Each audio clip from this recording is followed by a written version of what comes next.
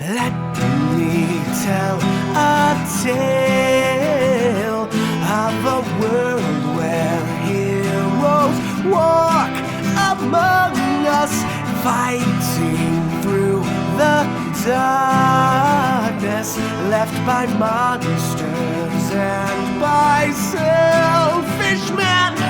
A tale of glory rent asunder, sacrifice and battles lost. Our heroes know not what awaits them, and still they carry on.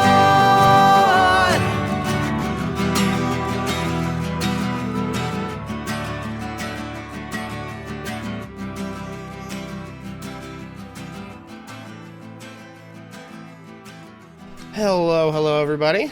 Welcome back to Ages of Ainor. I am Pixel, and we are here again with another episode of the Siege of Castle Rend. So yeah, we're super excited to be doing the probably action-packed third episode of Ages of Ainor presents the Siege of Castle Rend. I am back in the DM chair today for this campaign as we go through the Siege of Castle Rend by MCDM from their book Strongholds and Followers, which you can find at, I think, like shop.mcdm.com. That link will be in the YouTube business whenever we put that episode up there. As always, though, we're going to get into the game in just a few minutes, but before we do, we have our usual housekeeping stuff. So first things first, for folks in chat, try to remember that when we move on to map screens on stream, that you're seeing like the DM perspective. So you may see stuff that the players don't see, things like that. So try not to spoil anything. If there's stuff that you can see that's on the GM view, you can usually tell what that is because it's a little bit faded out. But also, you know, if it's like behind the next corner or something like that, if there's like an ancient red dragon about to tear the roof off of the inn and eat the party's face, try not to like give that away, since some of the folks may be hanging out in chat trying to interact with y'all. Secondly, please remember that D&D is a complex game with a whole lot of rules, and we are also like improvising a story together as a group, so we may play a little fast and loose with the rules sometimes. We may change things in the adventure from time to time if you're familiar with this adventure, so we may even forget specific stuff entirely, and I might make something up and it might be totally wrong. So if you happen to know a ruling and we're like trying to think of what the ruling is, you can post it in chat if you know it, but also be aware that like if the moment has passed, we're not going to go back and fix it. And thirdly, we want to keep this space as open and welcoming a place as we can, to such an extent that that is possible on the internet. So we will not be putting up with anyone being abusive or hateful in chat, whether that's to other viewers or to players on stream regarding character choices, knowledge of the game, knowledge of the rules, anything else about them as people or the other people in chat. And just, no tolerance for that kind of BS here. It's never been a problem before. Doubt that it will be, but we like to be upfront with the kind of dynamic that we're trying to foster here. Finally, a reminder, we do release the show on YouTube after each episode sometime during the following week. Usually I try to get them up by like Sunday at noon, but it's not like a hard deadline. So if you have to miss part of the episode, don't fret. You can still catch it after the fact if you need to get caught up on the next week, if you'd like to be back with us live. And then last thing before we get started, I would like to go around and cast. If you would please introduce yourself and remind us of your characters. As we jump in, I will start. I am Pixel. You can find me on the internet at facebook.com/hammerandpixel, where I do video game streaming. And then you can also find me here on the Ages of Ainor Twitch, where I do a lot of the GMing, although not all of it. And so you can also find us on our Discord, where we sometimes run like one shots of D&D. Beast runs like has been running. He may not be able to continue with his job situation. That's a whole other story. But has been running a sort of West Marches style campaign on there. And we're always looking for like more DMs and more players to sort of foster that community. So if you're interested in that, our Discord links should be in our Twitch bio and our YouTube stuff, etc., yada, yada, yada. Trish, if you'd like to go next. Hi, my name is Trish, and I am playing Perdita. I am a tabaxi rogue, and well, that means I'm sort of a pussycat person, and I have secrets. I hope you get to discover them. Excellent. And Jacob. Hi, everybody. I'm Jacob. I'm playing Soren Fairtalon, the Owlin cleric who just got a real bad hit at the end of the last session. So excited to see where this goes. Yep. Excellent. And Kinsey, you're a real person, not a character. Kinsey, the human being. Who are you and who are you playing? Hi, my name is Mackenzie. I am indeed a real human being. Don't question that any further. I am playing Farron Naref, an Air Genasi monk, trained in the way of the four elements. Excited to be here. Excellent. And Beast. Hey y'all, as Pixel mentioned, my name is Beast and I do run some D&D games. I have a West Marches campaign setting. That basically means we do episodes. You bring the character that you bring. They're usually level specific, but not always. And whoever shows up plays with whatever character they want to bring. And we try to make it fun. We try to include consistent narrative elements, callbacks to sessions in the past, expectations for the future, grand narrative stuff. If that sounds like fun, why don't you come hang out over on the Discord and strike up a conversation. Love to talk to you about it some more. Tonight, however, am playing as Raz Hiskers, the Valor Bard Tabaxi. And while you cannot see them, I am wearing a beautiful pair of crocheted cat ears made by none other than our wonderful Trish, who is playing my counterpart. So glad to have you here tonight. Excellent. Jesse. Hi, I'm Jesse. I am playing the speed demon wizard himself, Silas. And as always, it is such a treat to be here. So thanks again. And I'm ready to get started. This guy's looking for a cooking. Excellent. And Taylor. Hi, my name is Taylor. I play Anna, the Wood Elf cleric. So excited to be here. I've been playing this character for a little bit now with Pixel. And I'm so excited to talk to all my fans. Thank you so much for being here. I love you guys. Yay. Okay, cool. Great. So that all having been said, without further ado, let's jump into it. So when last we left our heroes, they had just fought off a group of bandits who were lying in wait along the road to Gravesford, killing all but one archer. Roz had put Farron and the archer to sleep with a spell. Farron was awoken by the group, and then the archer's hands were tied, and she was awoken. The heroes began to question the archer, but she was surly and confused by their strange powers and having killed all of her companions. So they sort of like dismissed her to try to talk amongst themselves. She took that opportunity to attempt to flee. I believe it was Roz, maybe, or Farron. Somebody knocked her unconscious. And then one of the heroes stabilized her with Spare the Dying. They prepared to leave. They decided to put their captive on the horse, tie them up again on the horse that they had captured from the bandits. Then they changed their mind and decided to camp there and give the bandits a pyre. They forgot to secure their captive other than just tying her up and leaving her on the horse. So when she awoke after 3 hours and no one was watching her, she slipped her hands free of the ropes and fled on the horse that they left her on. After that, they finished their stay. The night was uneventful and they made their way to the village of Gravesford. So the heroes reached Gravesford on Market Day, a day that occurs a few times a year when the residents of Gravesford gather in the town squares in stalls to trade, and it's a bit of a celebration day as well. The party immediately split up. Anna made her way into the sort of general store stall to investigate that and was met with Belle, a young woman in her early 30s. Soren went to the stable to stable the horse that they had captured and met Ostler Ham, a kind but somewhat shy man who runs the horse stables. Soren learned that the postings for work might be obtained from Mayor Osric or maybe on a notice board in the Reluctant Pig. Perdita went through town looking for good foods, and Roz sneakily followed her from a distance, buying the same foods in secret, knowing that if Perdita was buying it, then they were safe for Tabaxi. Farron met Morgaus the carpenter and impressed her with the politeness of the adventurers, despite the fact that they were newcomers and, adventurers, a class of folk who it seems the people of Gravesford might be a little suspicious, but for the most part, the party behaved themselves well, and everyone was kind to them. And finally, Silas made his way to Pinna's cottage after finding her stall empty. On the way, he picked up Farron, and the two met the rambunctious young mage Pinna to deliver the package from her mentor, whose name is escaping me. Tace, the wizard Tace, who lives in Bedegar. So Pinna was playing with young children of the town in a field. I do, unfortunately, need to retcon something here. So my apologies to everyone in the cast. I'm going to take you off of our map page, and we'll put our folks on stream over there as well. Bloop.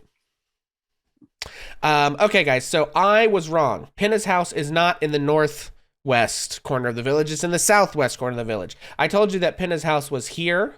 That is the priest's lodge. You can see how I made that mistake. It's a little hard to read, and there's a P in the name, and I was like, oh, that's Pinna's house. Great.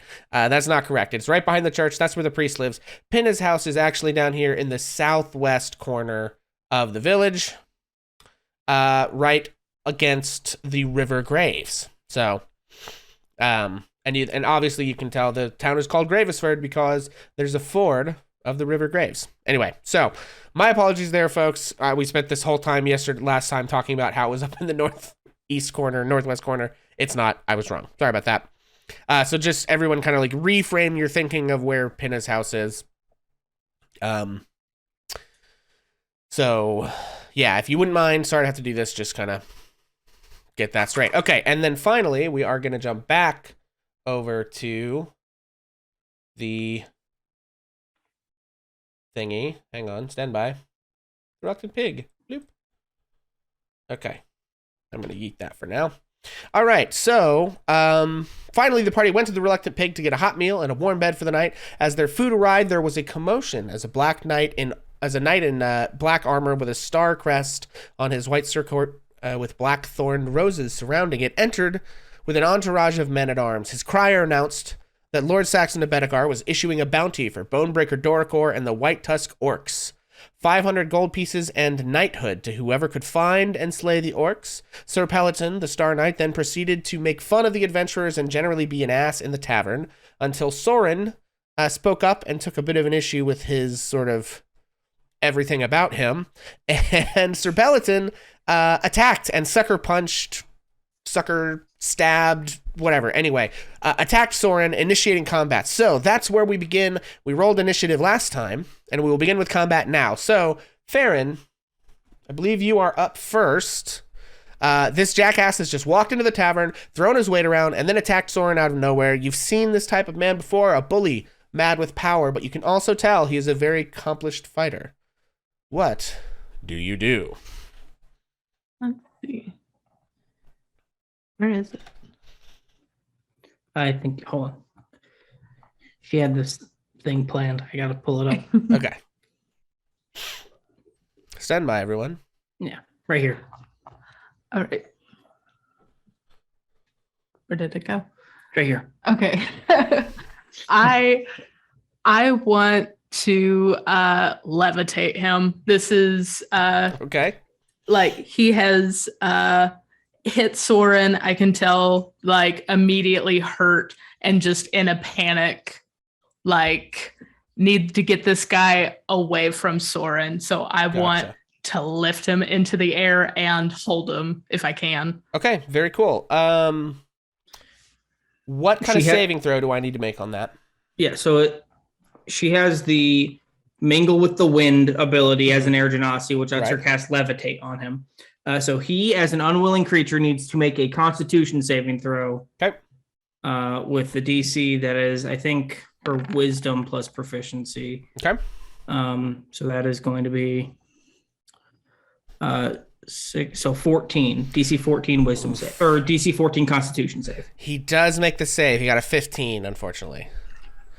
So you go to levitate him, and he just like hunkers down to the ground, and the weight of his armor is just a little too much for you to levitate, unfortunately. Oh wait, hold on. This Constitution is okay. It's the same. It would have been the same DC anyways. Okay. Yeah. Okay. So Farron, you try to levitate him, and he sort of looks at you and grins an evil grin. Any movement or anything like that? I think I'm gonna stay put for now. Seeing I've tried to lift this man and he's just like staring daggers at me now. Okay. Gotcha. Excellent. So Farron stays put. Soren, that is actually you up next. Having gotten your shit rocked a little bit, you are quick on the rebound. What do you do? Yeah, I think Soren is like buckled over in this moment, just like kind of holding his stomach. And he's okay. Oh, I hate violence, but I really don't like bullies. And he casts inflict wounds at a 3rd level. Okay. On Sir Dick Bag of Shitsburg or whatever his name is. That is I have to make a spell attack roll. Right. So let her rip. Submit at a level 3. Please, God. Can I use my inspiration on that spell attack? You can use your inspiration to reroll that. All right. This is a +6. I'm just gonna. We'll use the original damage, I'm assuming. Yeah, that's fine. And then, if it hits. Yep. So I'll just do. Here we go. That's a dirty 20. Ooh, that hits. He's got an 18 AC with full plate on. Oh, beautiful. So that's 17 plus 18 damage. Okay. So 35, if my math is right on that. Yeah, 35. All good. Yeah. Total damage. Yeah. So what does it look like when Soren casts this? You're bent over, you lurch out and grab him to cast the spell, and what happens? Yeah, I think Soren is kind of, he's reeled over and he brings his hand from behind his back and it's got, I think thorns are wrapped around Soren's arm and they're this kind of like spectral knight, and he just kind of reaches out and presses his hand into this dude's chest and the thorns kind of begin to wrap around his body and constrict and like pierce into his skin. Gotcha. Okay, yeah, so that hits. That hits pretty hard. And he looks better than you do, but he took a big hit there. And he sort of takes his eyes back off of Farron and snarls at you. Silas, what you got? Okay. So first up, Silas is going to direct Charlie to fly over and land on Inna's head. And he just looks at Inna and says, take care of him. He's going to press the wand into his chest and cast haste, take his sword and run his hand along and start the hum of the blade song. Okay. So that's action, bonus action. Hasted. And he is going to now sprint over and take his rapier and just rake it across the guy's side. Okay. Aiming for his rib cage. And 14 might not hit. 14 does not hit. Okay, so it bounces off the armor, but either way, he's going to run over to finish his action by running to this side and looking at the rest of the people and say, come get me if you dare. Okay. And just flurry with the rapier, getting ready. Okay, and so is there anything about haste that makes people, it just increases your AC, they can still make attacks of opportunity, right? They can, yeah, okay. Absolutely. So he is you go to attack him. He's got like one arm is kind of grabbed by Soren, but he sort of whirls around and attacks with his great sword. That is a 22 to hit. Damn. I am using my reaction to cast shield, and it will bounce off. Okay. And then this other individual, I believe, also gets an attack of opportunity. He's got to beat a 26. I don't think he can. Nope, he does not. Okay. Okay. So the shield bounces off Sir Pelliton's, which would have struck true, and then the other guy just swipes a clumsy. He's not prepared for your speed, and he misses. Anna, that's you. All right. Anna takes her little owl friend, kind of takes him off her little head. She looks at him and she goes, I hate combat. And then she's holding the owl in one hand, and then with the other, she's going to cast Flaming Spear. Okay, And if cool. you do it right here. Hey, give me 1 second. I will get you a flaming sphere. Okay, cool. I think I have one of those somewhere on my map stuff. I do. Good for me. Okay. Okay. Let me And just that put one- it in here for you, and then you should be able to move it around like a token. There you go. You should have control of that. You do, if you want to move that wherever you want. Right there. Cool. Okay. And let's look up Flaming Sphere. I don't know at what point it does its thing. Okay, I think folks. when it hits something. Yeah. 5-foot diameter sphere appears in an occupied space. Any creature that ends its turn within 5 feet must make a dex save. As a bonus action, you can move the sphere up to 30 feet. If you ram it into a creature, that must make the dex save against the sphere's damage. When you move the sphere, direct it over barriers, yada, yada, yada. Okay, so I think for now, it doesn't deal any damage yet, but it will force them to either take damage or get out of that space. And then on future turns, as a bonus action, you can just ram it into people, and they'll take damage either way. So, okay, cool. And that was your action, right?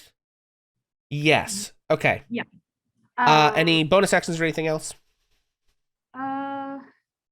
I think I want to move Anna just to this little corner. Yeah, Okay. she's gonna go behind this little chair. Just give her some distance. Okay. I like that. Sounds good. Fair enough.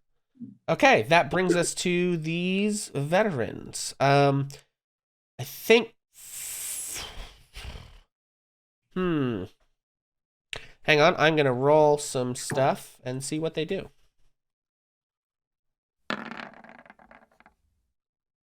Okay. This guy closes with Silas, and he's gonna make his attacks with his long sword, two-handed. Oh, he makes 2 longsword attacks and a short sword attack. Good lord. I don't think any of those hit because you still have shield up.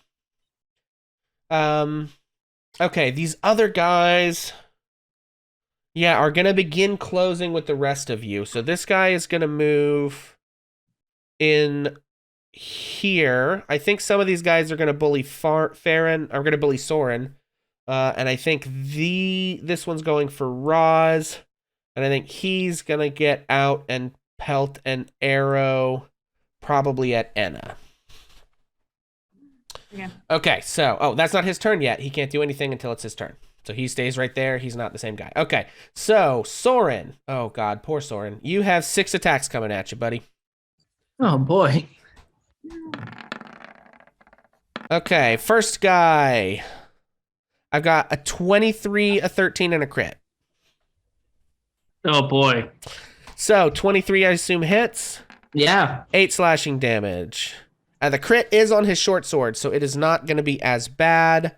Let's see. Short sword is 1d6 plus 3. So slash R 1d6 plus 9 for his crit damage. That is 13. That is the first one. And then you take 2 more. You take 1 more set of that, right? So. Oh, wait, 2 more than like 2 more attacks? Or 2 more as in, so you took 3 attacks, 2 long swords and a short sword from the first veteran. Yeah. The second veteran is going to do the same thing. Okay, I have 2 hit points. Okay, well, I've got a 6, a 23, and an 11. Well, the 23 hits. And that is 12 points of slashing damage. I believe Soren is down. Soren is unconscious. Yep. Okay. And Roz, same thing. You've got 2 long swords and a short sword coming at you. That's an 18, an 11, and a 16. I think, let's see. The 16 misses. The 11 misses. Okay, so The the 18 18 hits. Yep. That is 7 points of slashing damage for Roz. All right. Okay. Perdita. Soren is unconscious. You are under the table, having yeeted yourself down there as all of this began. What do you do?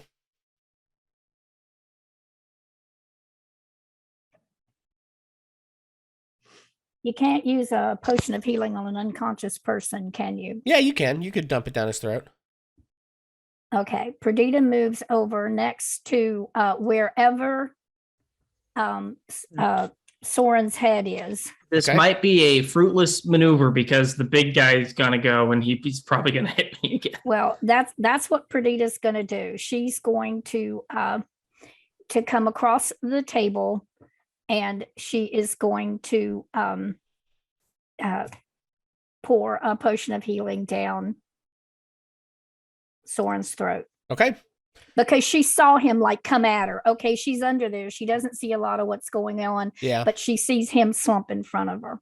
Gotcha. Okay, do I click on potion of healing or do I roll something? No, you're gonna have to roll something. I don't remember off the top of my head. Is it 2d4 plus 4, 1d4 plus 4? There were- 2d4 plus 2. 2d4 Yeah. plus 2. Okay. Thank you. Okay, so that's 3 plus 2 is 5. Okay, so Soren, you have 5 hit points back, and you're conscious now, sputtering and choking on potion. Okay, so that is your action to pour that potion, Perdita. Anything else?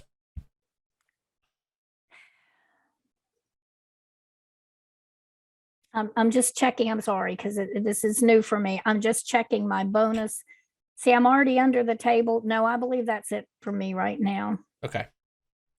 Okay, Roz, you are up now. What you got? I have a jar of peace. How did I know? How did I know we were going back for that? All right, I'm going to get you the template, and you can place it where you want. This poor tavern. All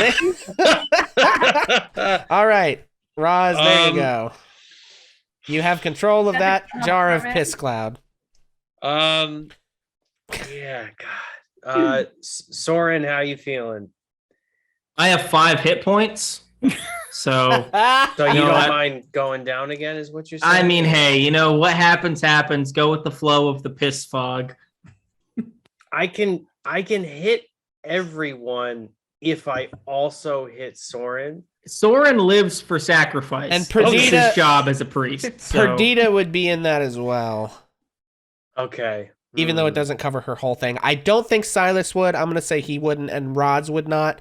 But everyone else, like the majority of those squares, are covered up by the.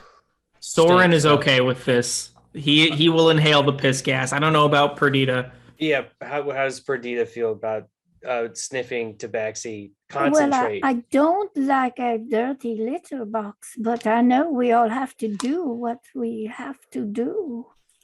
And do it we must, and do it I will. I shall cover this place in the wretch of my ancestors. And it's going to be flaming. Oh, God. Oh, it's like It's burnt gonna get burnt cat steamy, litter. y'all. Oh no! Everyone's eyes is watering.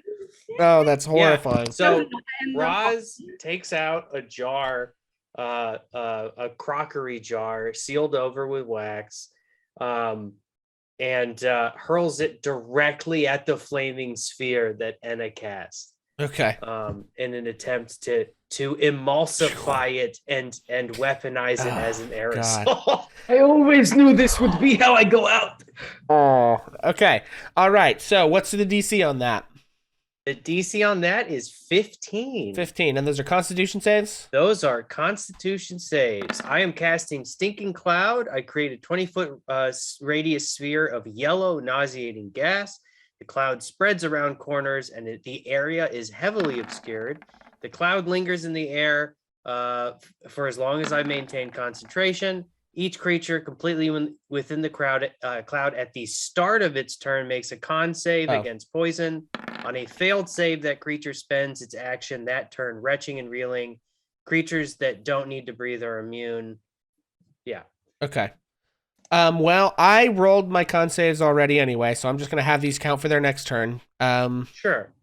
And then What was the DC again? 16? 15. 15, okay. So, And okay. Look for flaming cat piss and Tasha's cauldron of everything too. they would steal my idea. As a final bonus action, Roz would like to grant Soren, bardic inspiration. Breathe deep, inhale the vapors of my ancestors. We're gonna do They will this. protect you, as they did against the mighty Hercules and the Nemean lion. And you have a D6, which I will remind you can use as a reaction to add to your AC. I will remember that. Okay. I will remind you. All right. So, does the stinking cloud obscure? Does it say anything about whether or not it like obscures vision or anything? So here's the thing. I was reading about fog clouds, magical things. Heavily obscured in the text does, from my understanding, mean that it's like blindness, basically. It It's is like you can see 5 blindsided. feet, right? yes, you Yeah. can see things within melee contact, but you still make attacks with disadvantage. Right. Yeah.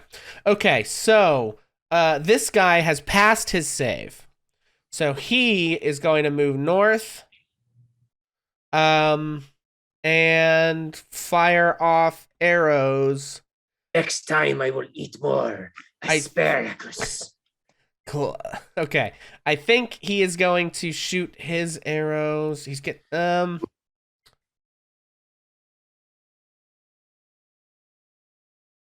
Okay. I think he is going to shoot.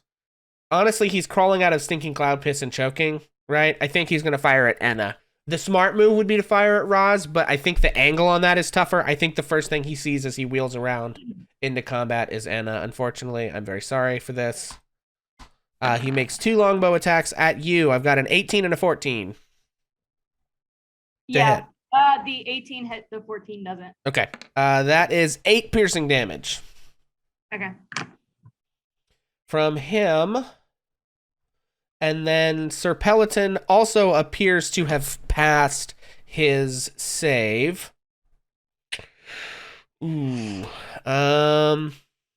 Stand by, friends. Okay. While sort of ranting about her bloodline, Roz, I think will sort of casually mention to Farron that they might be able to drag Soren out of the cloud because they don't have to breathe. Okay. Okay, so Sir Pelliton is he has to be able to see that spot. And he's got Also, did the archer and Sir Pelliton do their saves against the ball of fire? So Ooh, they did true. not. The ball of fire thing happens if they end their turn within 5 feet of it. Got it. Not start their turn, but Enna can, as a bonus action on her turn, like ram it into people, and they auto take damage, or they have to automatically do the thing. But Enna, so if you see any opportunities where people are like blocked in and can't move, if you run it up against them, then that's like the best. It's either you're gonna make them scatter because they don't want to burn, or if you can get them stuck in a position, you can just like leave it there. You know what I mean? Okay, so let's see. What would Pelliton do? Pelliton's fucking crazy. He really is. Okay, so here's what Pelliton's gonna do. 5, 10, 10, 15, 20, 25, 30. Can he? No, I don't think that's okay. Sorry, guys. Okay, no, he's gonna do the real dick thing because he's a dick. Sorry, guys. 5, 10, 15, 20. Okay, he's gonna rush backwards, coughing and sputtering. Do I get an attack of opportunity? You do, actually. All right, yes. cool. I have Warcaster, which means I can use a spell. Yep. I'm going to cast Inflict Wounds at a 3rd level again. Okay. Go ahead and let it rip. Oh, please, Saints. Let me kick these guys' ass. Shit. What'd you roll? Oof, I got an 8. Yeah, that's not gonna get there. What is this? Hang on, stand by. Nope, that's not the thing I want. Where is the thing I want? Do I not have a template for this? Actually, am I even allowed to cast, because I already cast spells on my regular turn? I think you still can, yeah. Okay, cool. Only with Warcaster. Okay, that's... Shit, I don't think I have a... Oh, maybe this one's big enough? Yes, this is big enough. Okay, cool. This is not really quite the right color and stuff, but I need the template, so... what, Beast? Well, I was just going to point out, since you've used your reaction to make an attack, you won't be able to use your Bardic Inspiration to add to your AC. Just yep. Well, you'll probably need it for this saving throw anyway, so... Yeah. All right, gang. Let's see. Nope, not that. I want to turn it like this. Okay. From there. Okay. God. I think... Yeah. I think that's everyone. Anna, I'm going to give you advantage because you're just at the end of the thing. Okay, cool. I need everybody to make a Constitution saving throw. DC 4... Nope, not 4. Is it 14? 15. DC 15. I also have to make one for all of his friends. I'm going to give Faldrich advantage because he's mostly out of it as well. He doesn't make it anyway. This guy doesn't... Oh, Silas, I don't need one from you, and I don't need one from this guy over here. But I do need... Quit that. It is good that Perdita ran away, three so they would not have to stand in the full force of this spell. Is this going to be a half damage thing if we fail? Yes, but evasion does not apply. It's not a dex Okay, save. cool. Then I'm going to take back... I just rolled the D6. I'm going to take that back. Oh, actually, because... well, I'll lose the Bardic Inspiration even if I go down anyways, right? No, I think you keep it, but... Okay, yeah. There's no point in me passing it. I don't have enough HP to survive this. I gotcha. Yeah, I'll allow it. Okay. Yes. Monsieur le DM, Yes. may I use a luck point and roll again? Yes. Oh, that is much better. Okay, so everyone who takes who passed a 15 will take half damage. Everyone who failed will take full damage.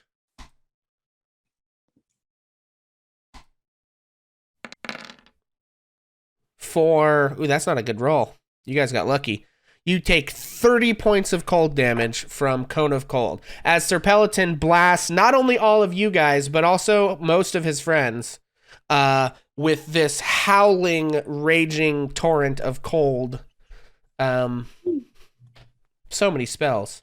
So, okay, you pass, you take 15. Everyone who failed takes 15, unless you have some kind of ability that would let you not do that, but I don't think anyone does. Is everyone who failed takes 15? Everyone who failed takes 30.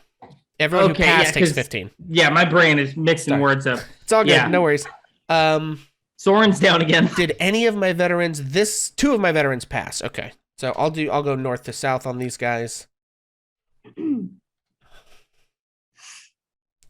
So yeah, so he sort of takes his sword in front of him and whirls it around his head, and this like icy cold cloud begins to form, and then he like slashes down, and just this ice shatters out across and flash freezes like fucking Shiva from Final Fantasy VII, just flash freezes this entire corner of the bar. All of your soup is freezing now. Sorry about that. You were going to say something. Monsieur le DM, Yes. I have uncanny dodge. Is it possible that I could use a reaction to half my half damage? I think uncanny dodge only applies to attacks, but I'm going to check that for you. Uncanny dodge only applies to dexterity. No, I'm sorry, that's evasion. I'm sorry. Yeah. Uncanny dodge is only attacks. I think it's only when you're the target of an attack roll. And this Yeah. is like an AoE saving throw. When attacker Alright. hits you with an attack, yes. So no, unfortunately, this does not count. All right. Thank you very much. Mm-hmm. Okay. So Pelliton blasts out a cone of cold and says, "You're tricky little rats, but I'll get you in the end." That's his action. As a bonus action, he can't see anyone, so he's not going to do. No, he can. He move. No, he still can't see anyone. Can he? Hang on, stand by. If he moves here, I guess he wouldn't know what he could see, right? Yeah, he shouldn't be able to see through the cloud. Yeah. No, I don't think he does any of that because I don't think he can see. I think he's going to stay where he is. Okay. That was the first round of combat. This bar has gone crazy. I'm also going to say that basically everyone in the bar fucking runs for it. The owner cowers back around the corner. The kid, she probably moves about 25 feet around. She dashes under like this table over here. All of these patrons just start like rushing towards like the back of the bar and stuff. Like they're all just like fleeing from this craziness that's happening. We're just gonna like, I don't know if they all have enough movement, but this is probably all that's really important. They just all start fucking running, ducking under tables, head for the hills kind of shit. Just scrambling. So you probably go for that one. Okay, cool. Just so that you guys sort of know the general vibe of the place. And, okay, cool. That brings us back to Farron. You're up. All right. Seeing that Soren is down again, I am gonna drag him out of the fog. Okay. If you get right here and you move out, they'll be able to get attacks of opportunity on you. Mm. Yeah, you so could, I guess, go around. Like you could go past them. You could, yeah, so your opportunities, you can go on top of the table. Although you also kind of can't see Soren, although you would probably think that he's down.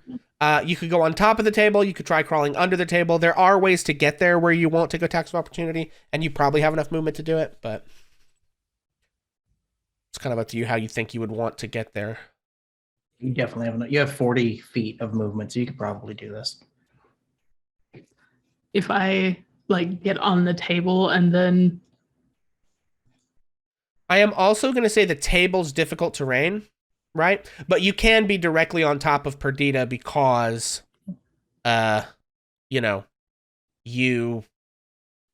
she's under the table and you're on top of the table, right? So, like, yeah. It's a little odd spatially, but...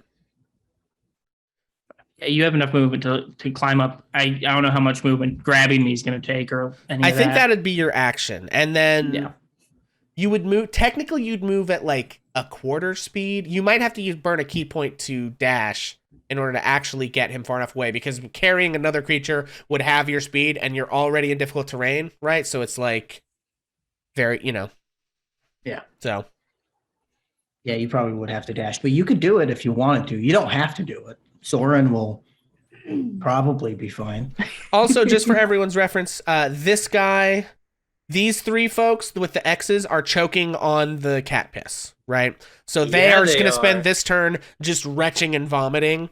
That's their action. They can move when they do that or not? That's a question for you, Beast.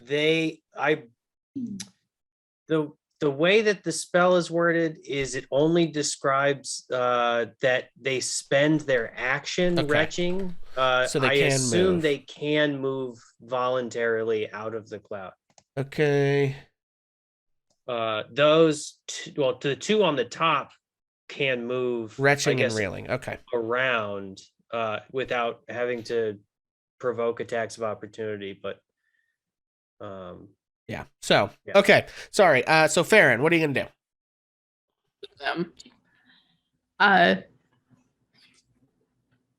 I am gonna go on top of the table. Okay. And do what I need to do to get Soren out of the cloud. All right. So to get to Soren is going to cost you 20 feet of movement, and then if you pick up Soren, that's going to be your action. And then you'll move at quarter speed with Soren, right? So every 5 feet of movement will cost you 20 feet of movement. Damn. Right? So you have, I guess, 20 feet left. You have a 40-foot speed, right? So you could with just your movement, you can get here and Soren can get here. And then if you use a key point to dash, you can pull Soren further out. But that is up to you if you want to spend the key. Give me to Enna. I would say you could drag Soren to here without spending any more movement. I think that's fair. To like drag him like sideways, I would allow that, but I don't know what else you can get further if you want. I'm not gonna spend a key point. If I can get him out of the cloud, I think that'll be, even if he's just laying atop the table. Yeah. Who ordered the owl? Brutal. Okay. All right. So you've moved. That's your action. I don't think you have any bonus actions in this particular scenario. So that is it from Farron. And that brings us to Soren. Soren, I believe I need a death saving throw, my brother. That's right. Here we go. Oh, that's a fail. That's a fail. Mark down 1 fail on One Soren. failure for Soren Fairtalon. Okay. Off to a great start. Can the Bardic Inspiration not help in there? If that's where you want to spend it, it could. I don't think I want to spend it here yet. I think save Soren will be okay. So, All right. Silas, you're up. So, the cone of coal has blasted through the room. He definitely has an idea of where the origination point is, right? Yeah, I would think so. Okay. Then he is going to skip around and just move to about right here. Okay. See Pelliton. Uh-huh. Give me that fireball thing. Okay. Because I want to know if I want to put it right on his face. I gotcha. Give me 1 second.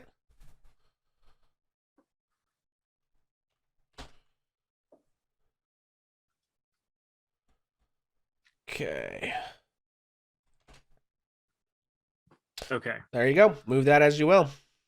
I'm going to go ahead and put it here. Okay.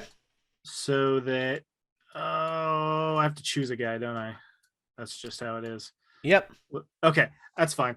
No, it's not. What? Oh, yeah, it is. Sorry. Yeah, you got to choose a guy. Yeah. I mean, unless it like turns, but that's not really. No, it doesn't. It doesn't. Yeah. No worries.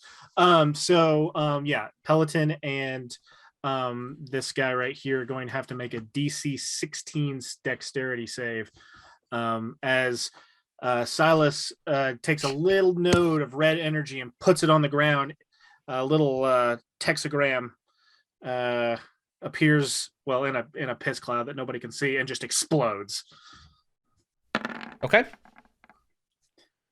Ooh, okay. So Pelliton is going to use his legendary resistance to succeed that saving throw.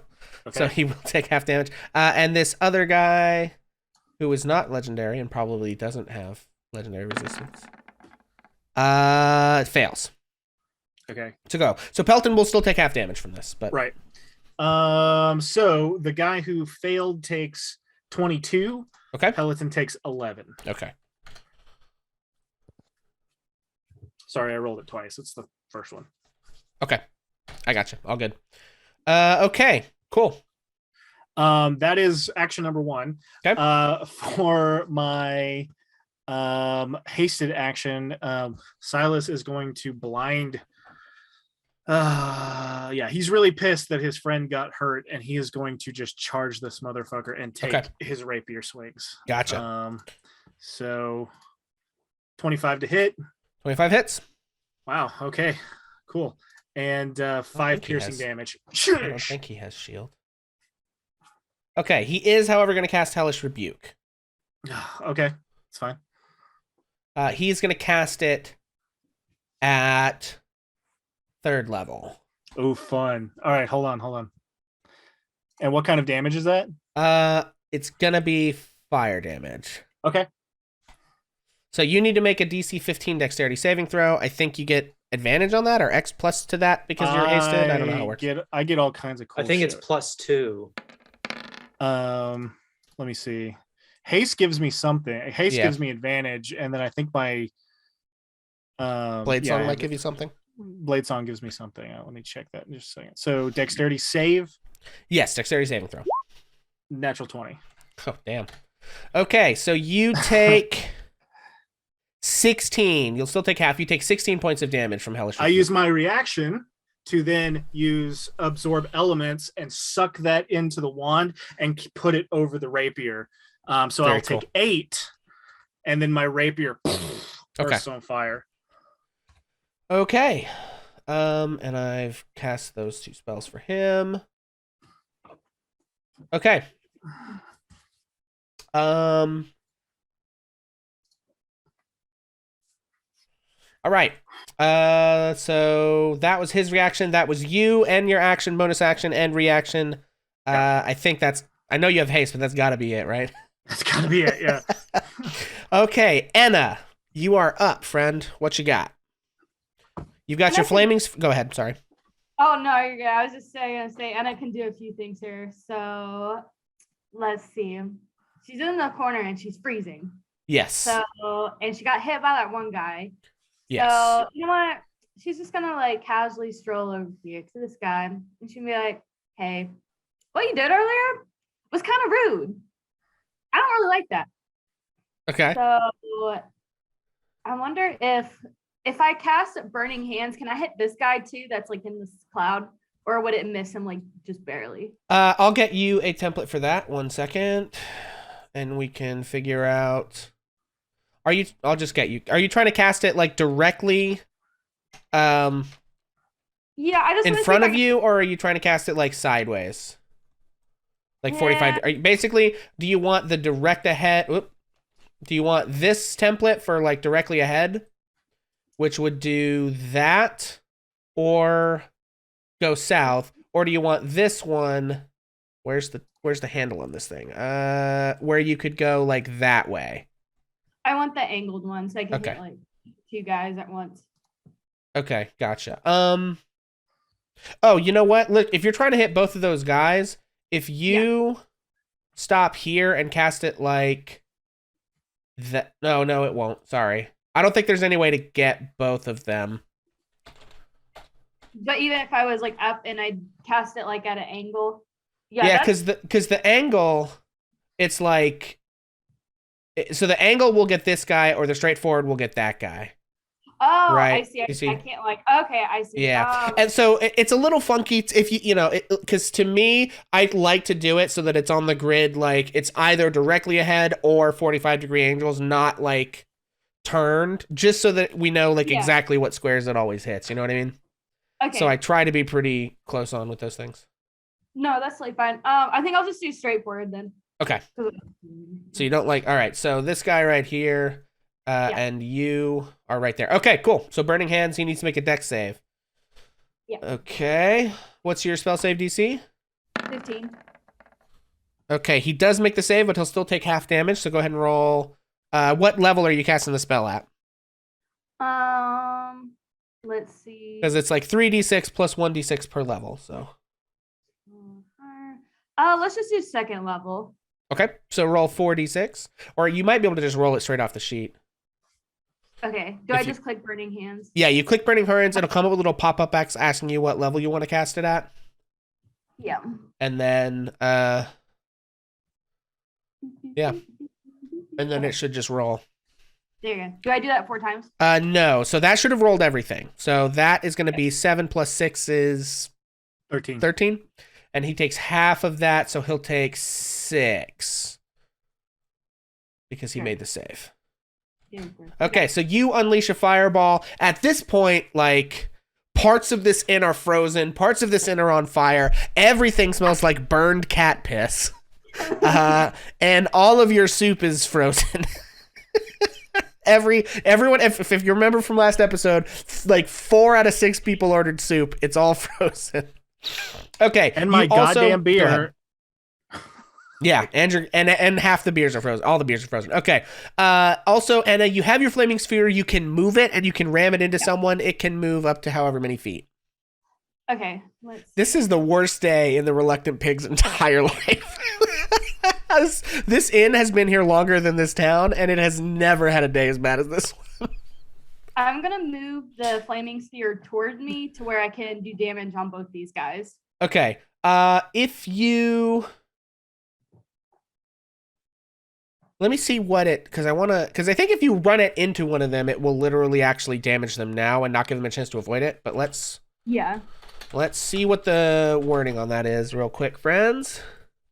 It says a 5-foot damage sphere. As a bonus action, move the sphere up to 30 feet. If you ram the sphere into a creature, that must make, and the sphere stops moving. Okay, so you can choose which one of these guys you would like to ram the sphere into. It will stay in the square that it's currently in.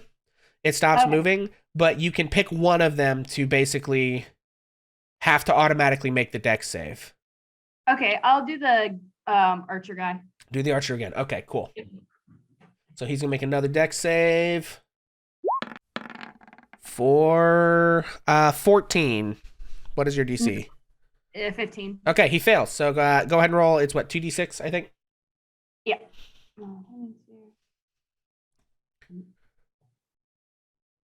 Okay, so 5 more damage.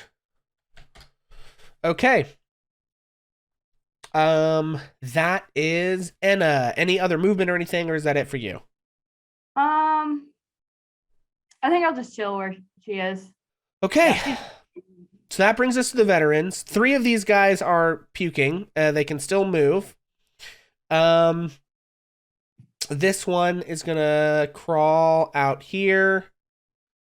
And he probably, I mean, I guess they could, it doesn't say they actually go prone, so they get their full movement. So he goes here. I think he probably does that, sees what's going on, and heads south. Let's see. This one doesn't really have a lot of places to go. I think he just goes north here and butts up against the wall and is disoriented and probably doesn't realize that he can back up through Faldrich and get out of there. This guy is going to crawl out over here. Probably just get as far away from the cat piss as he can up against the wall. Okay, so Beast, does this other one need to make a save for starting his turn in here or ending it? How does that work? You know what I just realized? I need to make a concentration check, right? Because I took damage. That makes sense. So you actually took a hit or two, and you took some damage from the Cone of Cold, right? I took the hits before I cast Stinking Cloud. I took damage from Cone of Cold. Took damage from Cone of Cold. Okay, so yeah, go ahead and roll that. And did you make that save or fail? Well, I honestly can't remember. What is it, a con save? It was a con save, yeah. Okay, con save. Oh, well, we can. Oh no, I made the con save for the Cone of Cold. Right. Yeah. So I need to make a. So you'll make a DC. Oh God! Why can I not remember this? He's got to beat a plus... 10. Okay. He's got to beat a 10. Yeah. Okay. And I just roll a flat d20. Yes. Plus your constitution. No, it is a Constitution saving throw. Yeah. Okay, that's what I was asking before. Right. Great. All right. That's a failure. Okay. I'm going to use my inspiration, actually. Okay. Yeah, go ahead. Because I really want this to come off. 17. Make the save. Okay. All right. Very good. Yeah. Okay, cool. So the Stinking Cloud remains. So now for Stinking Cloud, does this guy need to make a save because he starts his turn here, or does he need to save at the end of the turn? No, he makes his save right now to determine if he uses this turn to throw up or not. Okay, because he made the last one, but he's not so lucky this time. So he does begin to cough and sputter and retch. Yeah, how about that action economy? And he also is going to crawl out over here. That is basically all the veterans who spent their entire term just puking. Perdita, I need you to make another Constitution save versus puke.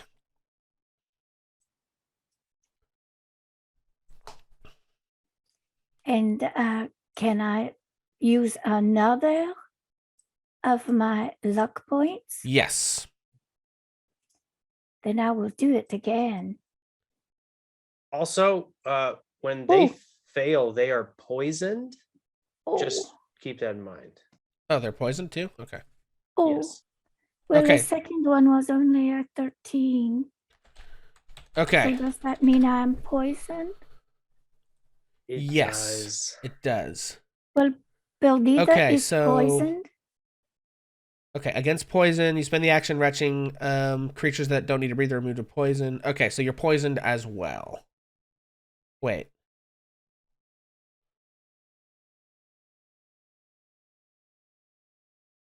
And I So, believe Yeah, they okay. remain poisoned until they make a successful con save. Yeah, okay. But I still have my movement. Is that Yes, correct? right. So your action is taken up Perdita's- by throwing up. So Perdita yaks up a quick hairball under there. But Perdita moves out from under the table and says, Grass, you've got to stop this. You have poisoned me. Okay. You still have bonus action if you want to move any farther. It was surely this food you eat. I don't think I do because I don't want to be exposed where anyone could see me. Okay. Okay. Roz, you're up. Wait, hold on. Did the guy in front of me, did he end his turn in my sphere? He did. Yes, you were correct. Yep. Thank you. Good catch. I totally forgot about that. He makes a dex save. 14. Nope. Okay. Roll 2d6. 6. Okay. He takes 6 damage. Well, so he's like burning his, you can see his armor's like heating up and getting burned, and his cloak is like half catching on fire as he's like pawing at the wall and puking. It's a bad time. Okay. So Roz is going to Soren's on top of the table, right? Correct. Right. So Roz is going to turn to Soren and cast Healing Word. At, you know what? At level, let's do level 2. Okay. For 9. 9 points of healing. Looks over at Soren. Get up, you bum. You are a predator. You must fight. And is going to then cast Vicious Mockery at the dude who is directly next to Enna and Roz. Okay, great. Also, I do have bad news, Silas, about your owl. I forgot when the Cone of Cold popped off that your poor owl definitely. I just figured that out. Yeah, he is a frozen. Froze he- probably in midair and like fell to the ground and shattered. Yeah. He is an owl sickle. Yeah. Yeah, it's bad. It's very bad. Yeah. Save that for later. Fuck. Jesus. Okay, all right. So I'm making a wisdom saving throw. Yes, Vicious Vicious Mockery, Wisdom save, DC 15. Well, 7 is less than 15, so he fails. Booyah! You smell like cat piss. Okay. And whoa, that's weird. Let me just roll a D4 then, because it's not popping up on roll 20. Okay. That's 4. Okay. Yeah, so 4 points of psychic damage and has disadvantage on the next attack roll. Which I think he would have anyway because of the poison. So that's all sort of. Unless he there. makes the con save to become. Well, I believe he has to make the con save at the end of his turns. So he'll be poisoned at least through his next turn. Gotcha. Well, shouldn't he make it at the beginning? Because that's when they have to make the stinking. I don't think so. General, because I Okay. think the poisoned status effect is different than the Right, than the using your spell. action to retch. You know what I mean? You So. got it. Okay. That brings us to Faldrich. Faldrich. He sees a lot of stuff happening here. He doesn't want to be in this fire, at least. But I think he thinks this is not going as well as they planned. He probably wants to try to regroup with his boss. So he's going to run over here to the end of the bar, and he's going to take some shots at Silas.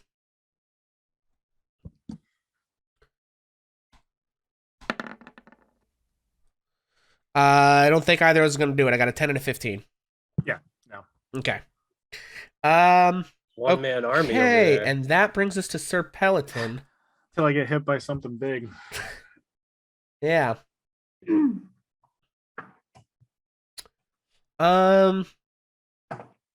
Let's see.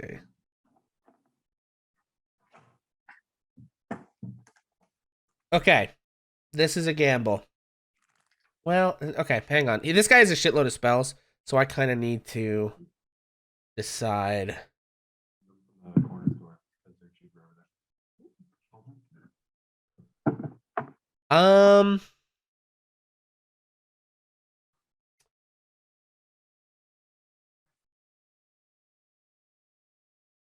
Okay. Silas. Yeah. This is how this is going to go. Okay. Sir Pelliton raises his sword once again, swirls it above his head, and begins to summon that cold energy you saw before. What the fuck? Okay. He has 2 5th level spell slots. He looks at Yeah. you and he says, "Tell your friends to stand down."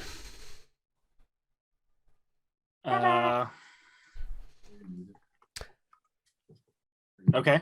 I mean, it's not my turn, so what should I do? Yeah, I'm going to give you the opportunity. You can react. It's not going to take your reaction. He is basically telling you, like, I'm going to blast that entire area. Like, you wouldn't understand this. He doesn't care about his men particularly in this moment because he wants to, like, actually tell you what, make an insight check. We'll see how good of a read you can get. 22. Okay. You immediately understand. He cares less about his men living than he does about saving face, not getting beaten by you adventurers. So he's willing to blast with Cone of Cold that entire area again, even if it means his friends die. You know how hard that spell hits. You're make an Arcana check for me. It's gonna be like DC 8. I mean, that's my Arcana check is +8. Yeah, so, great. So I mean, 26. You know that spell. You know, Yeah. it will probably put one or more of your friends back down, right? yeah. You probably could make it out of this. They're having a hard time dealing with you, right? But Yeah, but I'm weird. if he keeps slamming that level of spell plus his, it's bad. So not everyone has to listen to you, right? But he's giving you this opportunity because he wants to save face at this point to let you know what's about to happen before he drops Cone of Cold on your friends. What do you do? Okay. I look at him quickly and say, promise us a way out of here. And then I say that to him just as quickly as possible. I know this is like tight, so Yeah.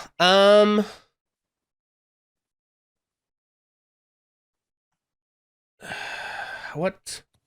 Okay, I think at this point you actually hear the bartender shout from behind the bar. She says, "Please don't kill anyone. He just wants to humiliate you. Just stop." Okay. Silas is really torn right now. He's just going to yell at everybody. He goes, "Stop fighting and they may let us out of here." And then, but they can believe him if he wants. Okay. I would like everyone to tell me what, because he's not going to waste his turn.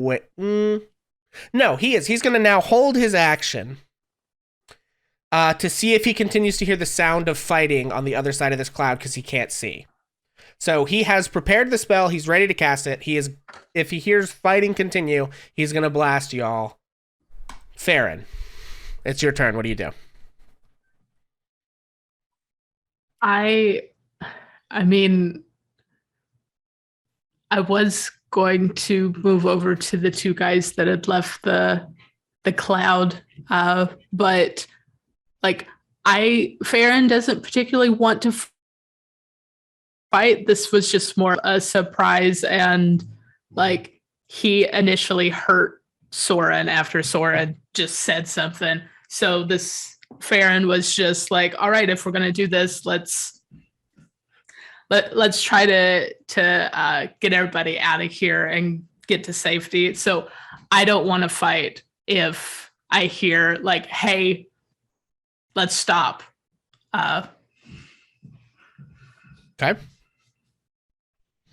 Okay, so it seems like Farron stands down. Soren. I think Soren very shakily gets to his feet, hammer in hand, and then he kind of drops the hammer and prays real quick, uses his channel divinity to get his spell slot back for a 3rd level, and then just casts Mass Healing Word to heal everybody in the party, but doesn't fight. He doesn't go into... Can Silas get any of that? Am I close enough? It's up to 60 feet, so you should be. Oh, yeah. Do you have to be able to see the creatures? I mean, do you have to be able to see them for healing word, or do they just have to be able to hear you? I think... Oh, yeah, up to 6 creatures in your choice that you can see. So no, I can't. So I can't unfortunately, heal hate to be a stickler, but... No, you're Yeah. fine. You're fine. You're fine. Okay. but that's he a good- heals everybody else for 6. Okay. And then I think he just sits down on the table. David, Silas. by the way, I just wanted to let you know to keep haste up. I took 8 points. Got to make a Constitution save. Yep. I wouldn't do with that, but because of the Blade Song, I get +5 to a Constitution to maintain a spell, Okay. making that a 12, 12. which I pass. Okay. Fair enough. So I just wanted to let you know. Yep. All good. Thank you. I totally forgot about it. No, you're good. You're good. Silas is going to take a step back and get online with the table, but he is ready for anything. Wand up, sword out. If this guy flinches to release that spell, he's dumping. I'm essentially holding my action to dump a magic missile into him if he flinches. Okay. Can we say that with Thorin's like 6th person, since he couldn't heal Silas, he actually heals one of the veterans down here? If you want, yeah. Yeah, I think that he's like trying to reach out an olive branch, and he gives one of them 6 health back. Okay, I think all this right. guy on the left here. Sure. It's like, I only fight you because you attack me. Okay. Do the rest of us get to say what we would do? Yeah, we're going through initiative. So, Okay. Enna.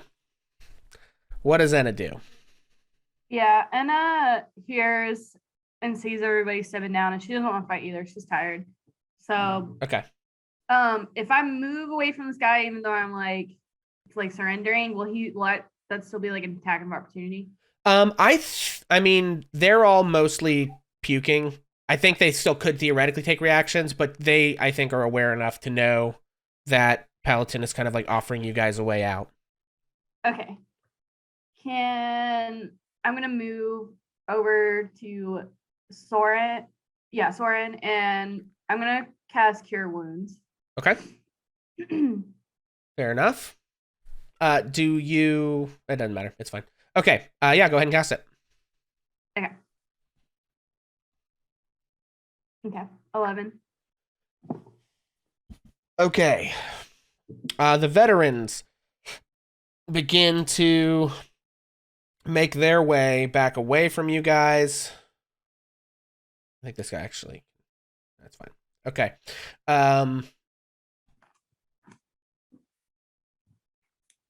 And I guess they make Constitution saves to see if they continue the poison.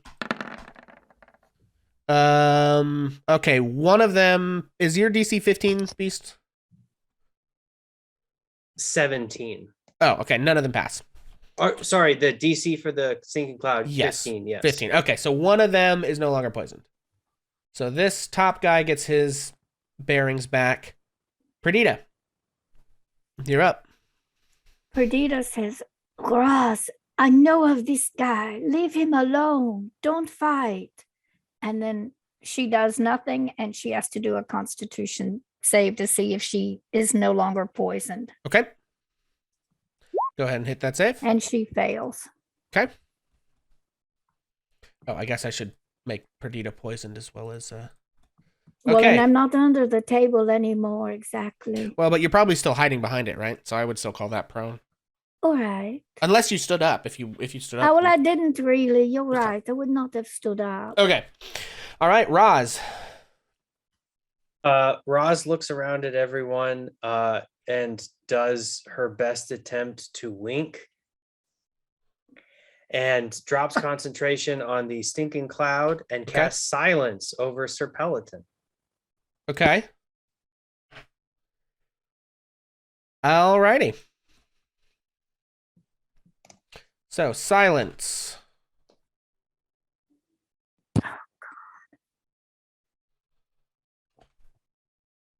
You should have control of that to move it wherever you want, Beast. Yeah, that's fine. As a bonus action, let's see. Am I able? Well, no, I can't do that. Cast silence. That's fine.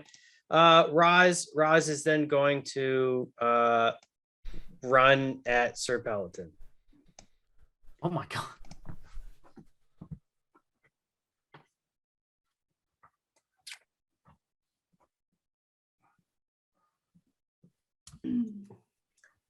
Okay. You can tell that Roz is saying a lot of like screaming things while running, but you can't hear it because she is within a cone of her own silence. Okay. So. I think if you hear anything just before she dips in, she says, Never run, never will. Okay, so Roz, I have bad news, which is that the verbal component of the Cone of Cold technically already happens. When he goes to cast the spell to cast the Cone of Cold, he casts it as normal, which includes using the verbal components. So, when he held the action, he had already spoken. done the chanting, right? And so the silence does not affect it, and he lets off the Cone of Cold. I need everyone except for Silas to make another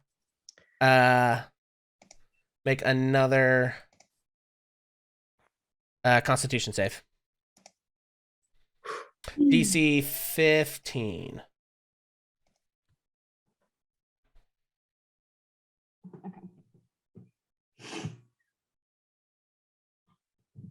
Failure from Farron and Soren. Does he? Okay. Okay, so anyone who fails, that's a much worse one, takes 44 damage.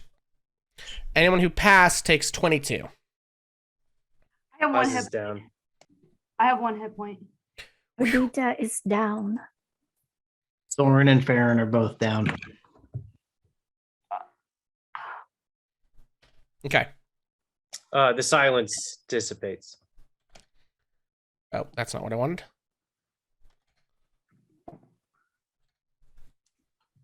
And for those at home, keeping real quick, track, sorry. Brad has given Perdita inspiration from chat. Yay! It's the first time we've had that in a while. Thank you, Brad. Oh, Chatspiration. Okay. that is lovely. Did I get it in enough time to reroll?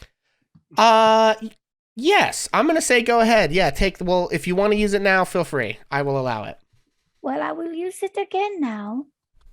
So I will redo my, but my rolls have absolutely sucked tonight. Oh, no. So close. But thank you, Brad. You are so kind. Anna has one hit. Oh, Anna, you need to make a Constitution save to maintain Flaming Sphere. Okay. Concentration check, which is a Constitution saving throw. Okay. Yours DC. How much damage did you take on that? 22? Yeah, I took 22. Okay, so it needs to beat an 11. Oh. Yeah. Barely. That sucks. Okay. So this freezing energy that washes over you again. Okay. So who all is down at this point? I'm going to put this on people who are down. I think everyone but Enna and Silas. I'm going to say the poisoned goes away when you go down.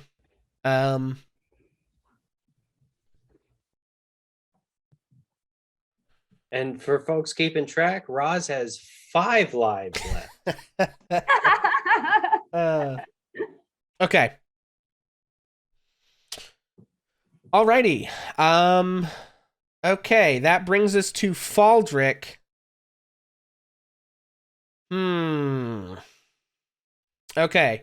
He's gonna take one shot at Enna.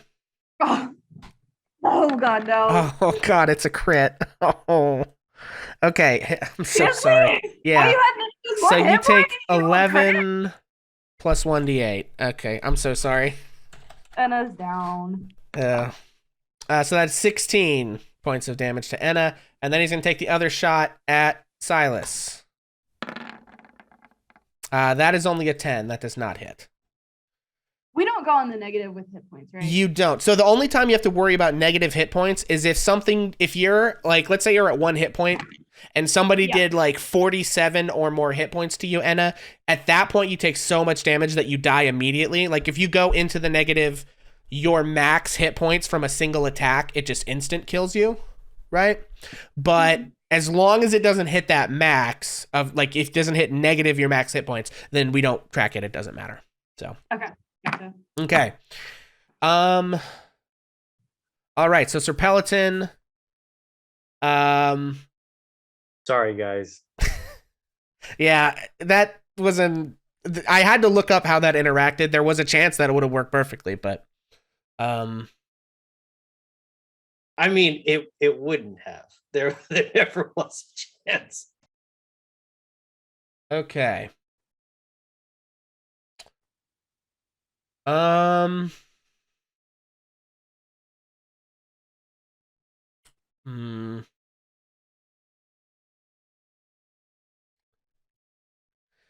think Sir Pelliton looks at Silas and says, well, I guess your friends made their decision, Takes his sword. He doesn't really do an attack, but he looks down at Roz, and Roz, he just carves a line on the side of your muzzle. Something that is going to be visible and scar. And then Sir Pelliton sort of snaps his fingers, turns around and walks back out the door.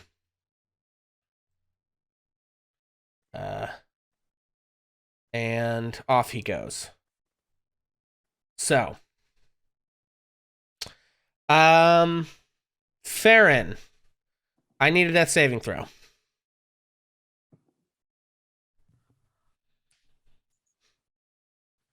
Okay, 19. That's a pass. Soren, I need a death saving throw.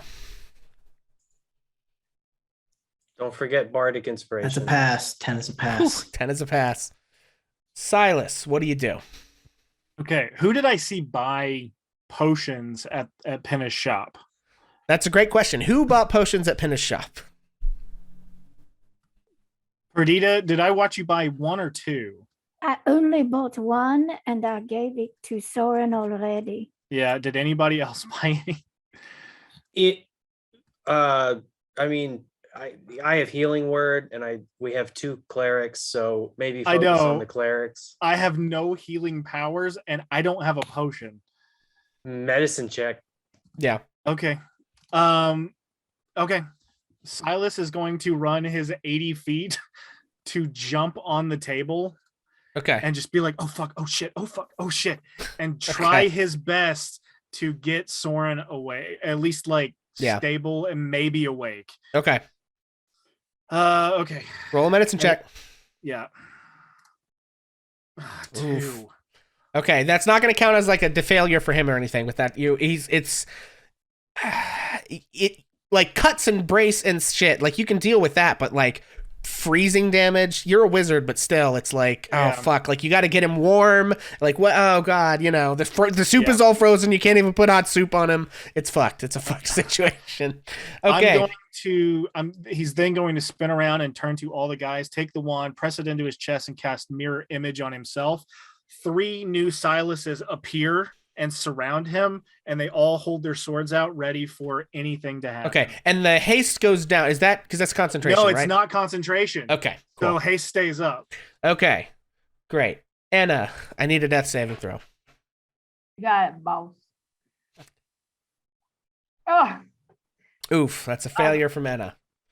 Okay, the veterans are all going to leave as well. Okay, so at this point, Silas, it seems like you're focused on saving your friends. We're going to drop out of initiative. I'm going to have Perdita and Roz make one more death saving throw for me as these chucklefucks leave. It's an 11. That's a success for Perdita. That is a failure for Roz. Okay, so at this point, this guy gets out of here too. One of many. At this point, the people in the bar spring into action, and they are going to try to assist you guys with medicine checks. So we're just going to, they're not trained. They don't know what the fuck they're doing, but we are going to have them try to help. So, okay, I'm going to basically give you each like one peasant helping you to just see if they can stabilize you. Man, this was an interesting way this played out. In addition to anything that like Silas can do. And somebody roll me a D100. High is good. Okay. All right. So we should have gone with beasts. I need medicine check. Yeah, sorry. First one in. All right. So untrained medicine checks. It's just gonna be flat D20 rolls. I'm gonna do one for each of you. So, who else? So we're gonna start with Roz. Brecca runs over to try and help you, Roz. Can't get you stable. Next one to Perdita. Can't get you stable. Farron gets you stable. Anna gets you stable. Soren can't get you stable. That brings us Of course, back. the non-human physiques. Soren, that brings Farron. That brings us. Farron is stable. Farron, roll me a d20. On a 20, you will wake up. Okay. Soren, I need a death save, buddy. You got it. Please give me a nat 20. Fuck. Oof. All right, Silas. I'm just gonna try to stabilize Soren as much as I can. So another medicine. Yeah. And is someone helping him? 13. 13 will stabilize him. Yes. Enna. You just see Silas. We got Enna stable? Right? Yeah. Yeah. So Silas, I think actually like you realize. So you maybe one of the like villagers is doing CPR, and then you start like heating him up, like you conjure some fire and just start like trying to not light him on fire, but like I take the sword. That's still on Darn fire you! from the absorb element. Yeah. Sorry, Jesse. Say that again. I take the sword that's still on fire from absorb elements and lit over him, trying to warm him up. Exactly. Anna, you were stabilized, right? Yes. Does that put me at 1 hit point? It puts you at 0, but you're not making death saves anymore. Roll me a d20. You got it. D20.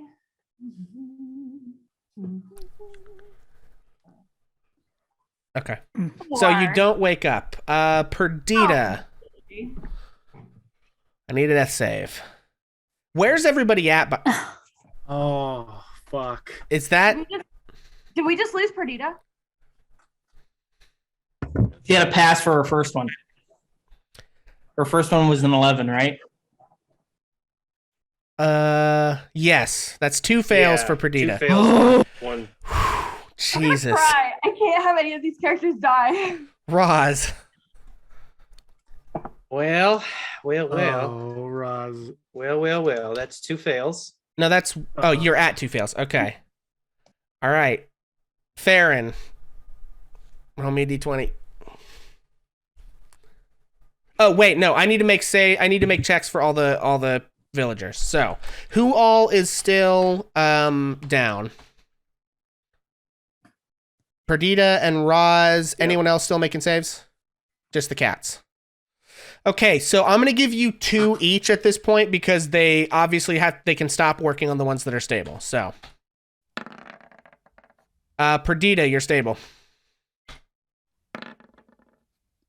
Roz, you're stable. Holy shit, guys. Okay, well, I tell you what, it's 8:35. We've been at this for 2.5 hours, or no, an hour and a half. I think we're going to take a quick break, actually. That was a very intense scene. So we're going to close that scene. So the villagers spring into action and like work their asses off to try and save these random adventurers in the smell of burnt and frozen cat piss, ruined soup and beer, and tears and blood. And we are going to take a quick, I'm going to say, it's 8:36 now. Let's take like a 15 or so minute break and try to be back at about 8:50, if that's cool with everyone, to just sort of give everyone in cast a chance to like, from that. So Yeah. That'd be good. Thank you guys for hanging out. Apologies to make. Sorry. Thank you guys for hanging out through that. We're going to be back in just a few minutes. Okay. Hello. Welcome back, everyone. We are back from break now that we've all had a chance to unshit our pants and everything. So we fade back in on the scene of the villagers in the bar attempting to rectify the just disaster that has become. None of the tables somehow got overturned in that, which is kind of amazing. But this whole corner of the bar has been frozen. I think this window probably broke from being frozen and a couple of times. There were some actual fires to put out over here and some of over here. So the villagers just sort of like went to work kind of putting this place back. I need everyone who went down and was stabilized to please roll me a D4. That's a 3 from Soren and a 4 from Farron. Okay. That is how many hours you are unconscious before you return with 1 hit point. So, in order then, Roz is first, and then Soren, and then everyone else comes back. So, Silas, you and these other villagers sort of like gather up all your friends and drag them upstairs into their bedrooms. Can Roz hit some folks with healing words? In an hour. But at this Right. point, you're all still unconscious. So Gotcha. we're gonna put you all in your beds. Perdita gets the bed. I think they just dump Roz on the couch. I don't think Roz gets to be in the bed. I think they dump Roz on the couch, but she slips off onto the floor.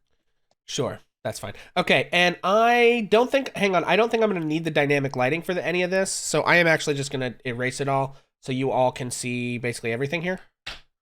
Because I don't think we're not going to do combat up here or anything, so it's not going to add anything to our experience to have that. So, While we're on that, putting people in their rooms and everything, Silas is going to check around Inna's pockets and see if her rat made it. Yeah, her rat's fine. I'm not going to kill Inna's rat. I'm not a monster. Why you kill my bird?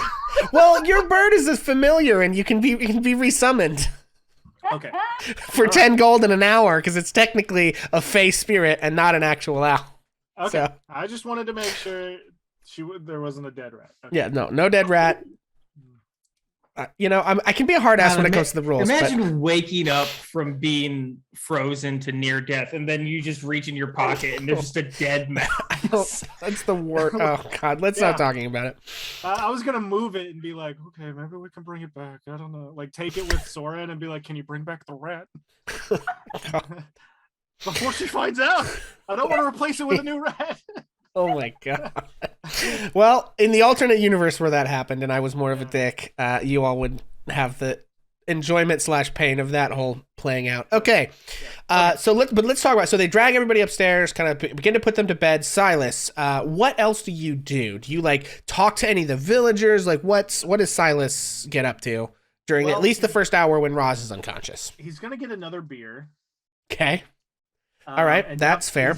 he's gonna start talking to the barkeeper a little bit and trying to figure out who that was and where they live. Gotcha. Okay. Hang on. I want to look at. There it is. Okay, so the beer will cost you another 4 copper for a mug, 2 silver for a gallon. I don't know how much beer Soren's drinking tonight. A gallon? Let's just go with the gallon. It'll last. Okay, so. Oh. Yeah, so Soren, and you guys can see the map, but we're not gonna have it up on screen. Yeah, so the villagers begin to repair the bar. You see Morgaus the carpenter comes in and starts trying to like patch up some of like the places where it's been burned and everything. And the bartender is, sort of like sets the mug out for you. And this is like a small town. It's like a village, right? So like everybody's pitching in, everybody's helping. The place smells awful. And Silas he says, listen, I don't know what started that or how that happened, but I feel partially responsible for sending a fireball into the middle of it. Can I at least give you this? And I will push 3 gold toward her to try to pay for some of the repairs. Yeah, she'll take it. She says, that was Sir Pelliton. He's one of the Knights of the Rose. Ever since the old Baron died, they sort of did away, I guess. I don't know. I guess all of his old knights died when the orcs attacked. There's not a lot of information about it. They don't tell us much, but he's got himself these new knights. And they just push us around and they bully us. They're always collecting taxes and taking tributes, and I'm actually a fighter myself. I've had a run-in with them in the past, but and you look and you can see coming out from the kitchen, actually, and I think I'll yeet us back over to the other screen and put us on the map for this so everyone can see. You see a man comes out of the kitchen. Gosh, this is a mess. I don't want to have. Okay. So, bam, bam. I'm just going to delete. I don't want to delete all you guys off there because you won't be able to see anything. So we're just going to leave you guys in the corner. Technically, that's not how this is right now. You see this man come out of the kitchen with some food that he puts down in front of the woman, and he heads back. I'm going to show you this man when I find his handout. Stand by. Give me a moment. Got to do some stuff. Where is he? There he is. So you see this man. He's dressed in a cook's apron. He has dark skin, sort of has like dreadlocked hair pulled back into a sort of like half ponytail thing. And he is clearly like the cook. If you look carefully, he has a large scar on his eye that is pretty prominent on his face. And he doesn't speak at all, and he heads back. And the woman, after she sort of thanks him for the food and begins to eat it, she's like eating some soup and trying to calm down while also trying to help, any of the random customers who are she's sort of like trading free soup and food for people helping fix stuff around the place at this point. And so she basically tells you, I used to be a fighter myself, and we tried to stand up to him one time, and he you saw what he's like, and he cut up my husband's face, and so we just don't cause trouble, It's better not to cause trouble. And you can just see that all of these people are just humiliated and completely used to this. It doesn't usually get this bad because you guys can cast crazy spells and shit, right? They're mostly regular people. So, you can imagine how much easier it is to push them around. So, Well, we almost had him. No, where is he? And who knows about him? I think with some better planning, somebody might be able to get rid of him. she says, well, I mean, that's the thing. He's not the only one, right? They're called the Knights of the Roses, plural. How many? There's 3, 4, 5. I don't know. We've only seen one or two of them here. But they live in Bedegar Keep with the Baron. He sends them out to, I guess give his pronouncements and whatever, and but they're cruel and they're powerful. I think they're more powerful than a group of ragtag rat catchers. I don't know. Maybe you can do something. But you'd have to take on the whole keep or him too. It's. Is there a way to? Is he regular? Is there a schedule to when they can? Is there a way to catch him off guard? No, I mean, if we knew when he came, we'd hide. They just show up. They have fast horses. They're knights. We just try to keep our head down and get by. And I mean, if you did something to one of them, God, don't do it here. Oh God, please don't do it here. They'll just take it out on the rest of us, the other ones. You've got to, don't do anything, but if you did something, you'd have to do it all at once because they would punish, even if we didn't do anything. I understand. Even if we didn't know you were doing it, they would come here and they'd punish us for it. Yeah.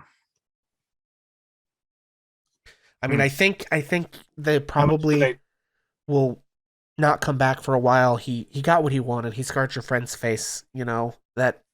That's usually just what he wants, is for people to know that they should be afraid of him. How much does he usually take when he comes for tributes or taxes or whatever they call it? I don't know it. However much we think we can get away with giving him, I guess. Yeah. And Penna, she knows about this, yeah? Yeah, she's not strong enough. I mean, well, I don't think many are, but Tace would be probably, her master would probably be on their level. And you get the sense, like, you're talking to this woman, she has a better tactical understanding of what's, like, she's speaking about these, like, adventurer things in a way that, like, an average villager doesn't understand, really. Like, you immediately get the sense she has more experience than, just some random innkeeper, Yeah. Whew. Well, can part of that gold buy me a soup? She sighs and was that like your last gold or? No. Okay. She I gave her a lot of money and she sort of gives you a look and looks, and the soup is like, what was it, a couple of copper pieces, I think. I guess. I don't think the soups were very expensive. She sort of just like looks at you like, come on now, you lit my bar on fire, man. Yeah, I'll hand over what she needs. How much was the soup? I'm gonna say 2 copper. I don't remember what I said before, but okay, no worries. No, okay, wait, no, we're gonna do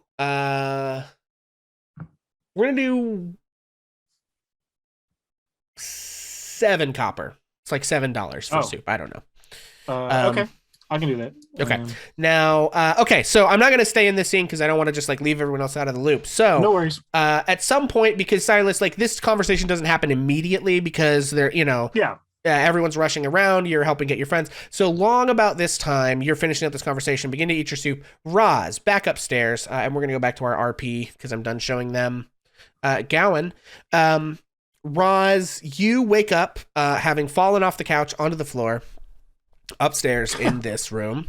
The side of your face, like the size of your muzzle, is stinging and aching from the fresh cut that's on there.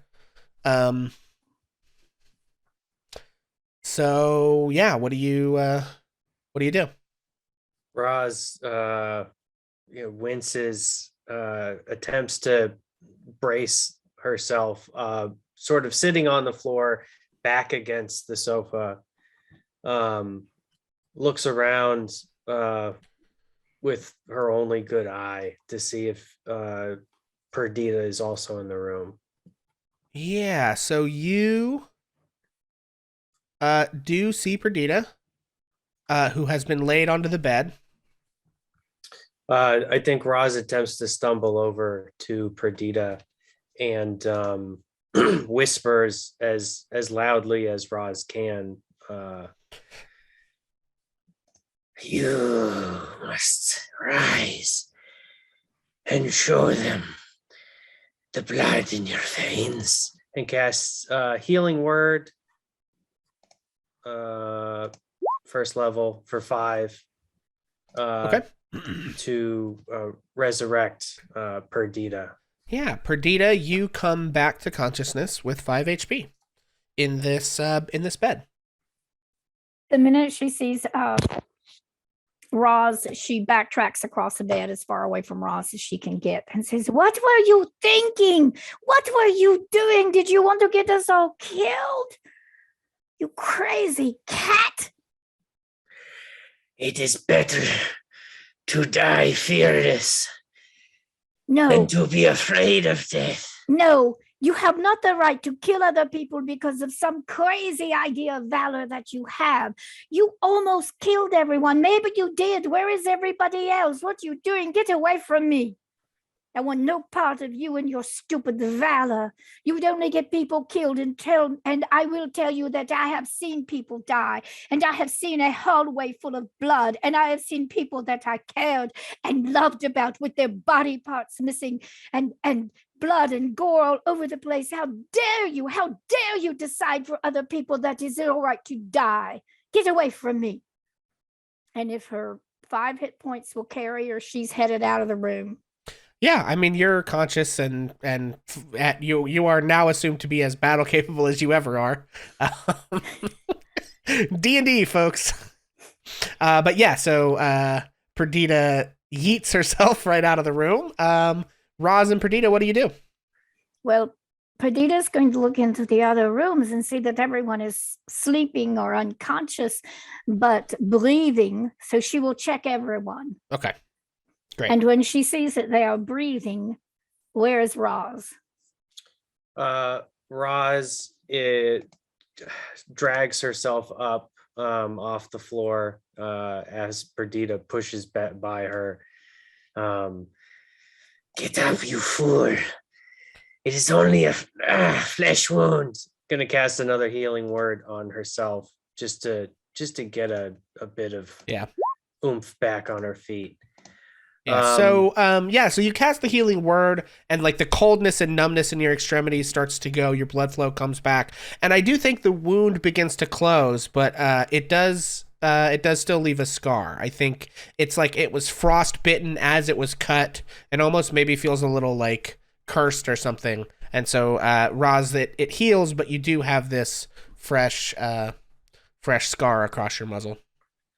Roz, standing up a little bit straighter, steps out into the hall and tries to very softly and gently approach Perdita.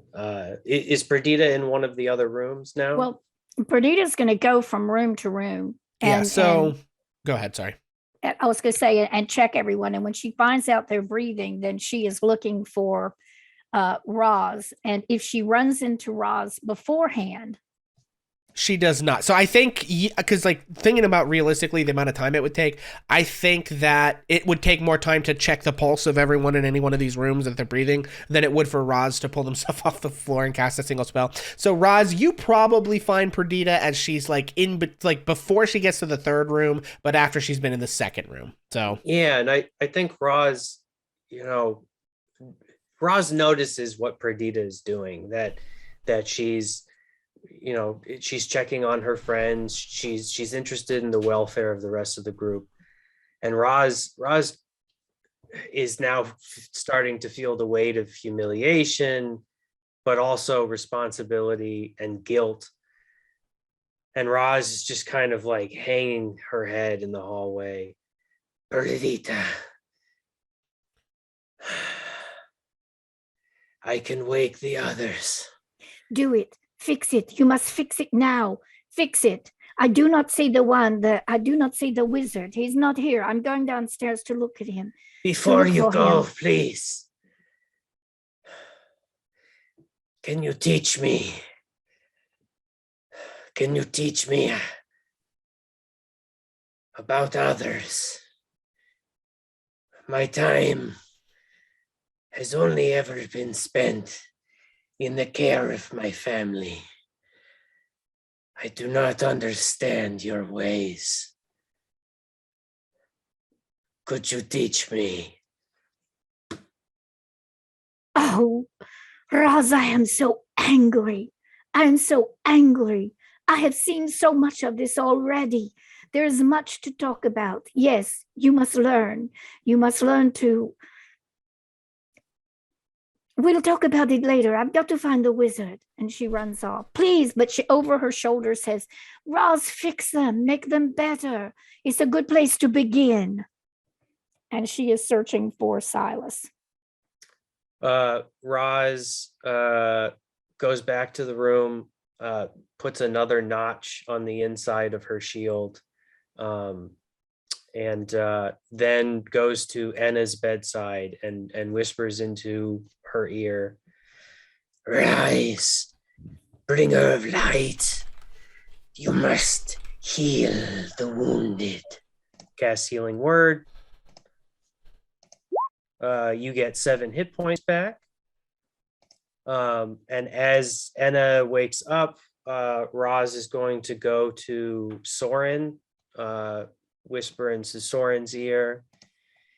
Come, you must fly again, friend. Awaken once more and help undo the damage I've wrought. You get 12 hit points back.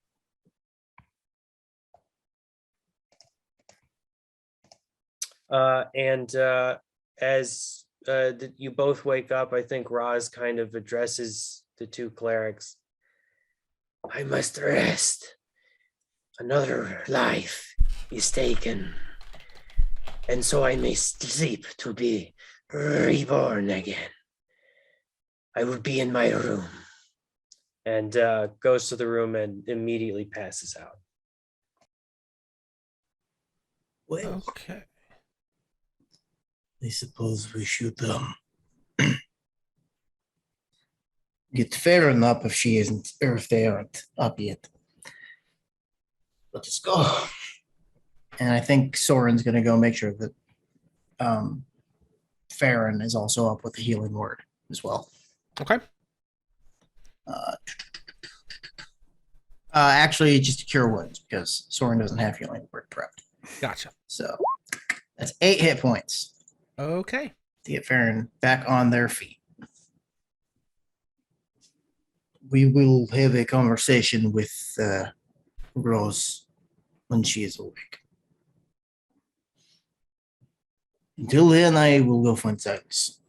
And I think Soren's going to start walking downstairs. Oh. This is the stream. Oh, never mind. There it is.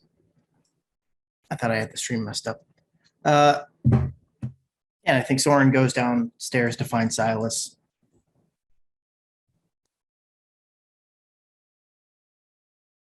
Well, that was weird.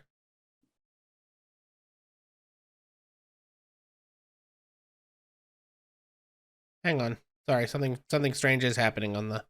Oh, I see. I screwed something. Okay. Hang on, guys. I messed something up in our overlays because I was trying to fix it on the fly. Okay, Which was a I dumb thought... thing to do. Yeah, I had the stream up. Yeah. And I saw that it was a little bit... Okay. Okay. I need this to actually go to maps. Stand by just for 1 minute. If anyone's like role playing, feel free to just continue to do that. You don't need me. You guys just say whose scenes you want to do while I fix this real quick. I guess I see Perdita. Sure. Yeah, Perdita comes downstairs. Oh, Monsieur Silas, are you all right? You see, he's eating soup. He goes, "Hey, I didn't expect you to be awake. Are you okay?" Ross is fixing everybody upstairs. He's making it better. But we must talk. There are serious things that have to be said. I did not want to have to do this, but we can. Oh, my dear lady, and she looks over to the bar tender lady. I'm so sorry for what happened here. It will not happen again. I want you to... Sorry, I don't mean to interrupt. Just since I'm trying to fix this thing, she's not standing there right now. She's doing something else. You can talk to rats. Silas, Okay, but you can't talk to her. We must fix this. We must help them redo their shop. But is Soren headed down too? Yeah, Soren's on his way down as well. Oh, Monsieur Soren, we must talk. We must all get together. Roz is awaking everyone, and there is much that has to be said. This cannot happen again. You have no idea what you are up against, and I had hoped not to have to share, but I do, and we must talk. We must Silas get together quickly and talk. Kind of reaches forward and kind of pats Perdita on the shoulder and says, "Hey, we'll get together. Here, have some of this." And then I give her a little bit of my soup and just let's calm down for a minute. You just survived something pretty awful. And he kind of turns to Sora and he goes, "Are you okay? Shit." I have been through worse. I will live. And I think Soren pops a squat on one of the bar stools. And Silas says, "You're usually the one patching me up." Yes, I was not expecting a fight. I thought maybe some verbal exchange, maybe a moral lesson could be learned, but it seems that was not to be. Well, I'm glad to see you're okay. Glad everyone is alive. Okay. No loss of life. I think it's fixed now. So Anna and Farron, I don't mean to just like interrupt the scene, but what do you guys do? You are obviously woken up and would have had time to do something now. So. Okay, and we're in a room together. Farron and I believe so. Yeah. Hang on. Let's yeet back up there. Stand by. Yes, you two wake up in a room together.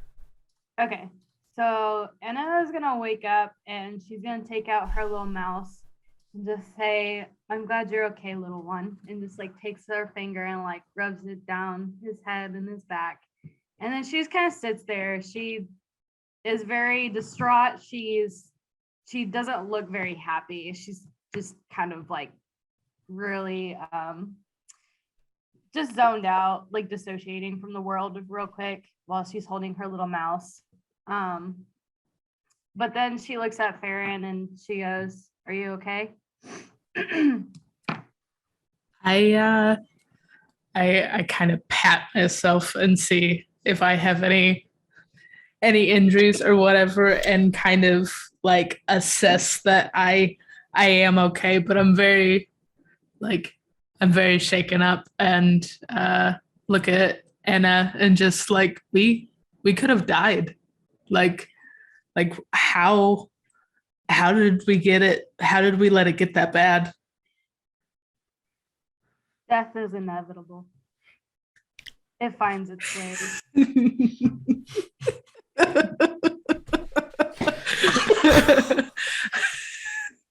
That was a hard line. Wow. It's the opposite of Jeff Goldblum in Jurassic Park. With that, I think I'm gonna stand up and I'm gonna go downstairs. I'm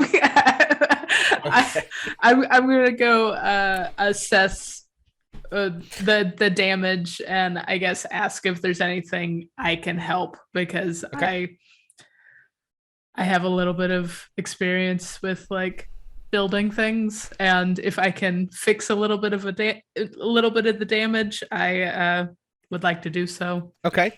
Anna, take inspiration for that absolute banger of a line. Thank you. That was beautiful. Also, Perdita, take inspiration for your reaction to all the business happening. Okay. Merci So- beaucoup. Farron, you head downstairs. What is everyone else doing downstairs? Just real quick, is Inna still upstairs? Yeah, Anna's gonna stay in her room. She's not doing too good mentally. Silas is gonna real quickly just kind of walk upstairs and just knock on the door gently and just check on her. Since everybody came down and he's just wondering if she's good. Anna hears you knock and she goes, "I'm fine. Just go." Okay. I'm glad to see your mouse is okay. Maybe when you're feeling better, you want to help me bring Charlie back? She kind of, there's just like a pause and she goes, "Yeah, I'd like that." Okay. And she gets up and then she follows you. Okay. Okay, Perdita, you wanted to say something to the bartender. She has a moment now and comes over to What the was rest her of you name? guys. Did we ever find that out? Has Her she name been- is Giselle, and I don't know if you found it out, but some of you would know it by now for sure. All right.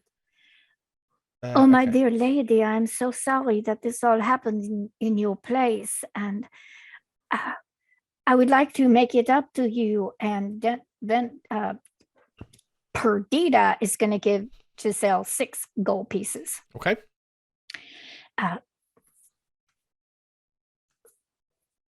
We know that we have put your whole village in a bad situation with this, and we are going to do better. I know a little bit about what is happening, and I'm going to gather everyone together, and we are going to talk for a bit. But some people may want something to eat or something first. I don't know. I'd like another bowl of soup, please. She nods, and it's 7 copper for the bowl of soup, which may be overpriced for soup. I don't know how much soup is, but you know. For the people who blew up her bar, it's 7 copper. Yeah. Soren, while sitting here, also is. I am so sorry for the damage we caused to your establishment, and I truly feel dreadful for instigating. I would like you to have this. And he gives 10 gold across the bar. And says, also, does it cost anything to get water? If I could just get the water. She looks around at how, like, you see, like, there are several people have, like, taken buckets of water and, like, thrown them all around the room. And she's like, I guess I'll see if we have any left. That's you know, actually, don't even worry about it. I just realized that I can do this on my own. I can create food and water I'm so sorry. It's been a long day. I'm going to help with the Soren like stands up, and I think he kind of like slips for a second. And he like knocks the bar stool over, and maybe it breaks on impact. Oh, I will fix this. Hold on. Soren tries to like start cleaning up the bar. The 6'6" owl. Yeah. Yeah. And she says, you all seem like people who are used to being strong enough to change things, but I used to be like that too. I don't know if this is just, I'll tell you what I told your friend. They're cruel and they're vindictive and they're strong. And if you decide to do anything about it, please, God, don't do it here. Okay? They'll take it. Even if we didn't know, even if we didn't have anything to do with it, if you do something to them here and leave, and you don't, there's 4 or 5 nights of the roast. And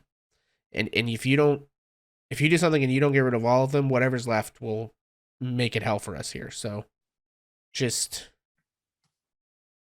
you know, I'm sure you all had your nose rubbed in it and are upset about that. But, you know, just think about the people who live here before you do anything. Okay. I am not a vengeful person. And I promise you, I will not let harm come to your home. I'm sorry for what has already happened. I Okay. would like to make myself better. Yeah. So what else? I assume there's some other scenes that people want to do here.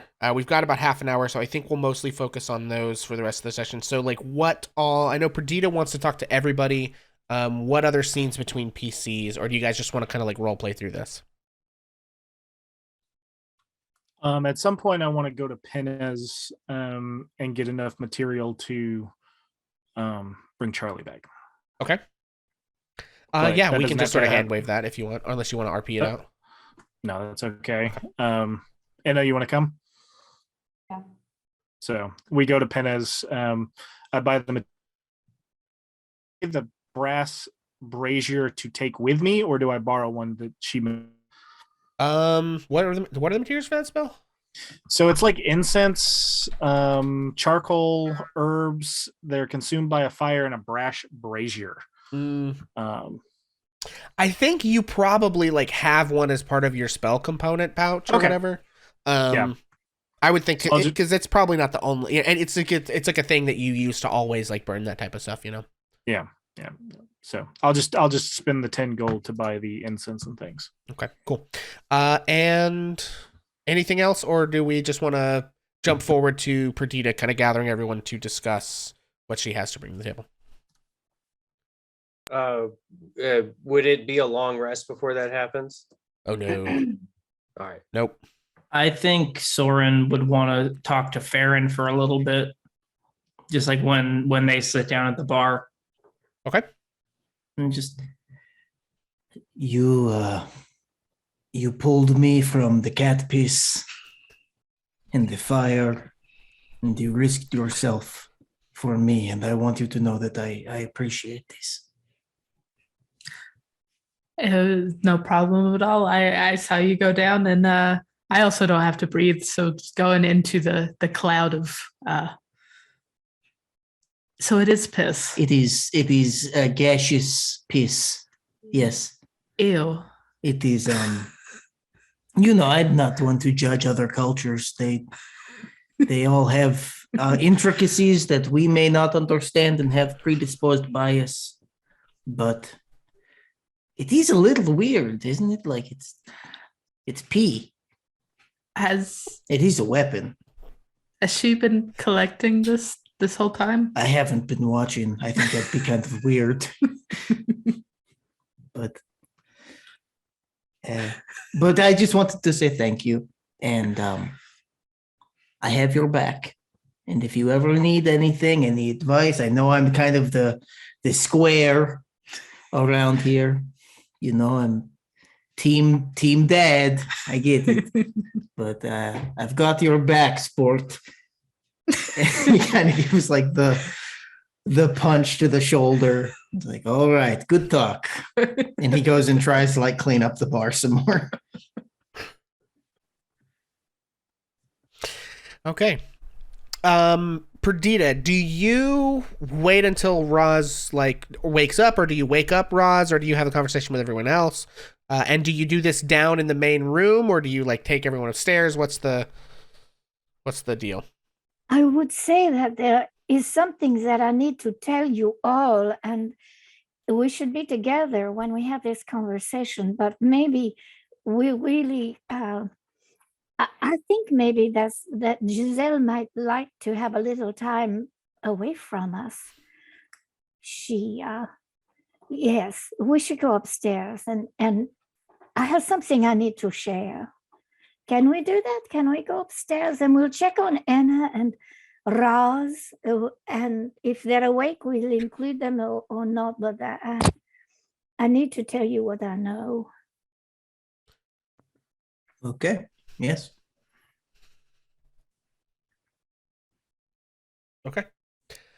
So I think Roz and Perdita had the biggest room, and it has several chairs. So I think we will gather everyone in there. You guys can dispense yourself as you will, and just sort of take it away. Oh, I guess The try map's not to really wake- super important here, folks, but I will just sort of let folks at home see. I what's will going on. attempt to wake up Roz, but I will not be mean to her. So if she is really deep asleep, I will let her be. And we will knock on Anna's door and see if she will join us. Enna actually went with Silas to Pinna's, so Enna and Silas come back to the bar together and join you all Okay.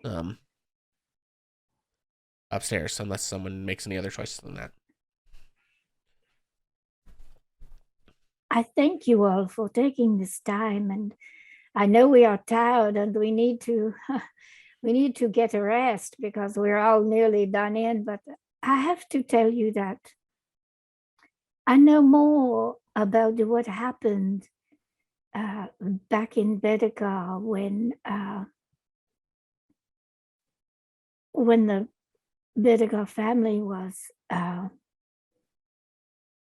horribly murdered, and I did not want to share this, and I've been trying to just be undercover, and to be secret, because there are people who would know that that I was a part of the Bedegar family in a way, and well, Farron knows a little bit because we are friends and we have talked, but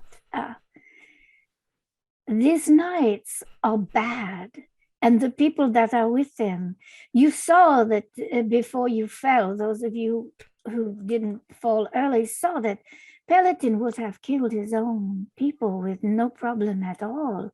He's horrible, and I think they use magic. He is powerful and he is evil, and they did not, whoever, if it was him, I do not know, but whoever killed the Bedegar family, well, they did not just kill them, you understand. They hideously murdered them, and I was not there, but I saw it after it happened. No matter how angry or how much vengeance you might want, we are not strong enough to go up against them, not now. And yes, we would destroy this village, and we may already have if Pelliton decides to come back tomorrow, and he may kill the whole village just to hurt us further. So we must think of everyone else, and we must be very careful. We are strong. Oh my wizard, you were mighty and you did mighty things, but you could not have defeated him. And that is what I want you to know. These are terrible, dangerous times, and there is evil afoot here you cannot imagine. And we must be careful. And that is all I wanted to say. Before anyone responds to that, real quick, Farron, would you make a history check for me?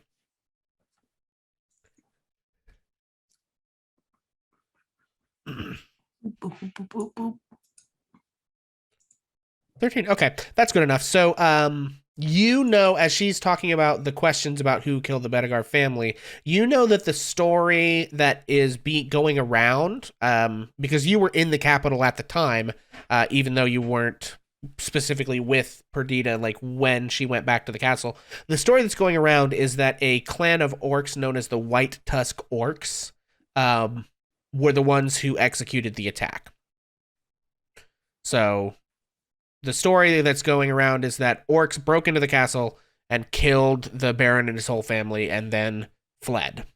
No one really knows why they did this, but it seems like people saw orcs coming and leaving from the city. Like, it's pretty clear that whatever else might have happened, that for real, actual orcs did actually break into the castle and kill the Baron. So, and you would know that because you've been in the barony of Bedegar during the whole course of that set of events, whereas most of the rest of the folks are a little bit more recent here to the barony.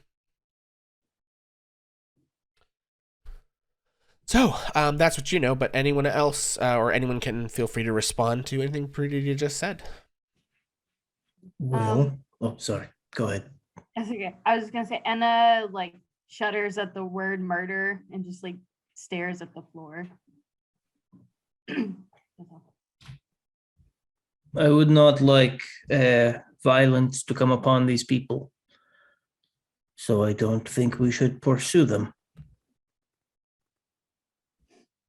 personally. Soren, I don't. Whether we pursue them or not, I think they're coming back, and they're going to hurt these people. Something has to be done, but I don't know. I have found. Oh, sorry, did not mean to interrupt. You're okay. I'm just worried about, Penna, Tace. What happens when, one of them gets taken out?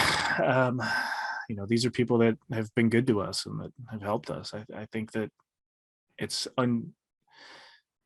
think we need to do something. Absolutely. In my time, I have learned that not all problems can be solved with force. Some have to be solved with politics. They said that there was a knighthood on offer for whoever takes this Castle Rend from the White Tusks.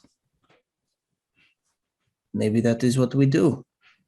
We levy that position to stand against the Roses, or the Knights of the Rose. Roz, who sort of was kind of pretending to sleep, gets up, and with a little bit of a wild look in her eye. It is like when Hercules fought the serpent of Liurnia. We could gather them together, and we could strike all heads at once. Yes, this Pelliton did say that they would be trying for the knighthood on the White Tusks. Yes. Well, Pelliton is already a knight. Yes. What he said was that he was going to prevent any of you slovenly little bastards from joining the rank of someone as prestigious as him by carrying out the contract himself. Yes, that is More or what I less. assumed. Yeah. Sorry, just to clarify it's for everyone so we know like where the political status there is. Okay, continue. So they will be there, and we will be there, and the orcs will be there, and in one fell swoop, like a skilled surgeon, we could excise all of the tumors that harm this town. I have been very interested in following and looking for these white tusks because that is the rumor of who murdered the Pettigrew family, and there were a few white tusks who were killed in the process. But I would like to know how they managed to get to the family like they did. So I would very much like to go along. I know that I haven't been very active, and I've paid a little more attention to my lunch than anything else, and I do like my lunch, but you can count on me and everything that I have to pursue to this, what is it, Castle Rend? Perhaps after we rest in the morning, we could talk more. No. Just so we're clear, are we understanding that the billboard says we'll all be knighted, or one of us will be knighted? I believe it was singular. Let me reread the note. That's what I was with the understanding of. The proclamation from Saxon of Bedegar, your lord demands the head of Bonebreaker Doricor and the White Tusk Orcs, the lawless beasts that slaughtered the Baron of Bedegar and his family. The new Baron promises the glory of a knighthood and 500 gold marks to whosoever brings him the head of the Orcs' blood chief. So Silas looks around and he says, if it's only one knighthood, who do we name the knight? Well, I am a man of the cloth. I cannot take a political position, so not me. I will accept this title. Well, I think perhaps you should have the head in your hand before you decide who might get the knighthood. That's fine. But if the idea is that we wait, we watch, and wait for Pelliton to hopefully fail or be weakened by the orc king, or I'm sorry, orc leader, and then we strike. Is that the idea? You shall He's fail. He's too powerful. Surely he could claim this knighthood and the head of this orc for himself with ease. If we wait, we lose our opportunity. So you're saying it's a race? Yes. Okay. There is a word that my people use and that I learned on shipboard. When you try to find out the circumstances before you make a completed plan, it is called a reconnaissance. And I think perhaps after we rest, we should look for this Castle Rend. It would mean we would probably leave this village, which it would be better if we were not found here again. But I think we are too weak to do that without some rest first. I agree. I'm fine with reconnaissance. I'll have to take the night and get Charlie back, but he'll be of pretty good help with that. Also, while we are here, I feel we should discuss the elephant in the room. And I think Soren kind of turns his gaze over towards Rose. Roz turns and looks behind her.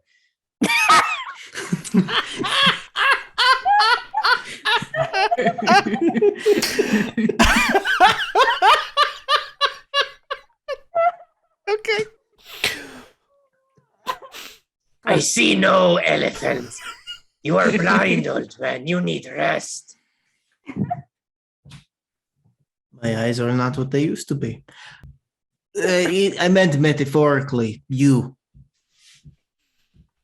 I do not understand. You are the most prominent issue or most prominent circumstance that we should deal with as soon as possible.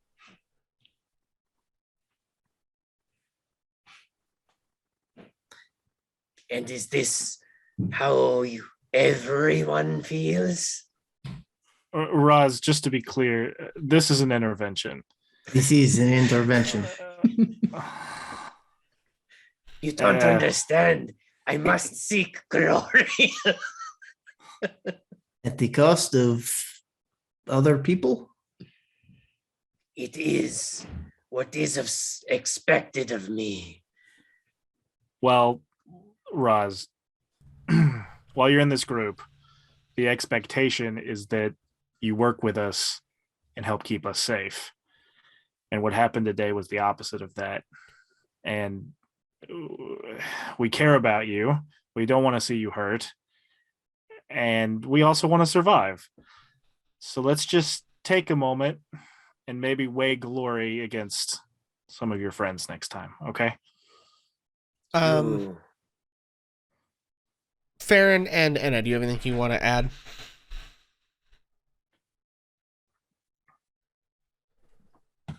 No. I think Anna's just gonna stand staring at the floor. I don't think Farron particularly has anything to add. I'm happy that we're addressing what happened and Roz charging after everyone kind of silently agreed that we were going to stop and potentially put everybody at harm. But I don't think Farron particularly wants to say anything. Okay, cool. Actually- Yeah, so no, go ahead. Sorry. Sorry, can Anna go up to Roz and just kind of pat her head? Just like a little stroke. Okay. He's just gonna like rub her head and then just like walk away. As like it's okay. You did what you thought was do you have for us? But just doesn't say anything. Perdita looks at Roz and says, Roz, who is this Hercules of whom you speak? Hercules is my great ancestor and the founder of the Hiskers band, my family. She And was a he- great hero. And he fought someone? She is the reason why we possess 9 lives, for having died 9 times and defying death in 9 trials. Hercules granted unto our family the ability to avoid death, and in its avoidance to continue to chase glory. And how did Hercules achieve this glory? Why, the 9 trials, of course. Surely you must have heard them as lullabies. Oh, no, but you can share them with us. But I have one more question. Did Hercules do it by himself? Well, not all the time. No, did his family help him? I think Hercules was a she. Hercules did not settle down and have a litter until the very last. It truly was the 9th trial, the birthing of the Hiskers band. Well, what I'm trying to get at is, did Hercules, she do it all by herself? Or did she have people, Tabaxi standing with her to help sometimes? And do you not think that she would have done everything in her power to protect those brave souls who stood with her? Is that not how it works in battle? We stand together as a team. I think it is that time now, Rose. Excuse me.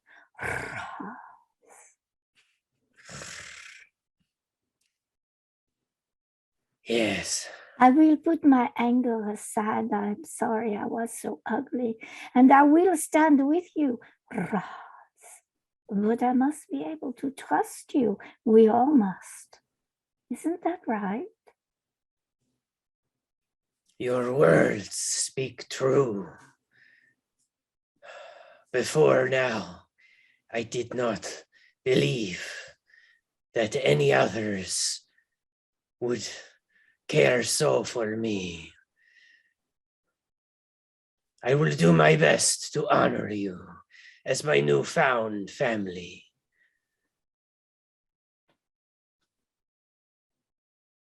This is a beautiful moment. I think we should go get some more soup. I think we need a team name. We do starts need a team crying. name. Anna starts crying silently. She starts crying.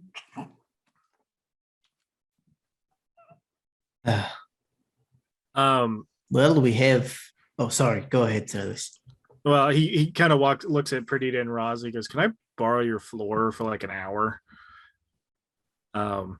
And he kind of like produces a little bit of chalk, and he goes, I need to bring my bird back." But surely. And we must be on watch. But I think I need to take a short rest to be sure, that I can at least repair myself a little bit. I know we want to take a long rest, but I'm willing to watch. But I have to rest a little bit first. I think we should be fine to get a long rest. I mean, we are in an inn. Is that why they call it inn? That would make sense. Anyway, on the terms of a name, people have been calling us rat catchers a lot. I don't like the rat catchers. You don't like rat catchers? No, rats are fine, but that's not really what we're doing here. No. What Okay. would you Well, suggest? push The your mouth elephants in the room? That is a good one. We could be the elephants in the room. That'd be nice, yeah. Team elephants. All right, no one has opposed. Seems From here on until eternity, we take this vow. For glory, we search together. We're not the elephants, Roz. We're not the Oh. elephants. Well, then come up with a better one. I honestly can't. That's the problem. After, perhaps we clear our minds with rest. it may help. I am sorry to have put your lives in danger. My blessing of 9 lives has made me rash and forgetful of how precious life can be. Please rest, heal your wounds, and we will decide the fate of our group in the morning. This seems like a good plan. Let me know if anyone needs a prayer buddy, and I will be there to help you. I think Silas stands up and starts heading for the door. Soren, not Silas. Yeah, Silas goes, wait, and just kind of plucks like a tail feather and just kind of puts it in the brazier. Thanks, buddy. Like The most pain Soren has expressed through all this. Oh! Okay. Okay. Perdita is going to ignore what everybody said about the long rest because she's just worried. So she's going to take a short rest and then she's going to go downstairs and sleep in the bar for the rest of the night, just to be sure that, because she's sitting on 5 health points. She ain't feeling good about that. So is that okay, DM? Sure. So I think she watches Silas kind of restfully while he's doing what he's doing, and she takes a short rest for an hour. Okay. Yeah. Go ahead and spend any of your hit die that you have left from. And while he's doing that, he's just kind of like showing Anna just like arcane sigils and kind of how it works, and just try to take her mind off, how fucked up today was. And an hour later, the brazier burns big, and a little owl appears right in the middle of it. And he goes, "Hey, Charlie," and kind of hops back on his arm. And Yeah. I think Charlie appears in the middle of the route of the thing, spreads his wings, and I think like he flaps his wings, and like the fire like dissipates and like turns into smoke and sort of like motes of light, and then there's a little bit of smoke, and Charlie sort of like hops up on your arm and looks around. Anna smiles and she's got like a little sparkle in her eye. She's feeling a little better. Silas is like, does your mouse have a name? His name is Arrow. Oh, okay. Is he a weird like like Charlie here? No, just a mouse. He follows me around though. He just hangs out. He's my buddy. Well, all right. We'll keep him safe. Thank you. Okay. And then do you guys head to bed for the evening? Yeah. He's gonna head to bed with Soren. Okay.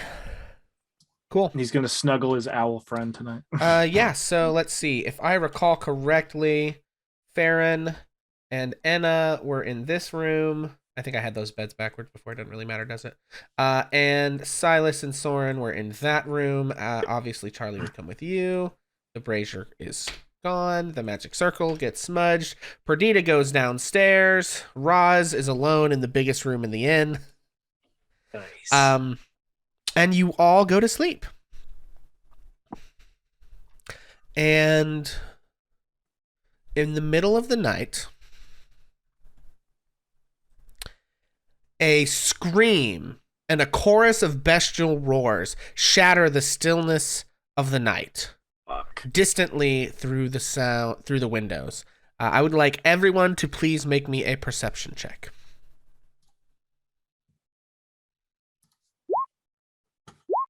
14. Okay. I have a 22. 12.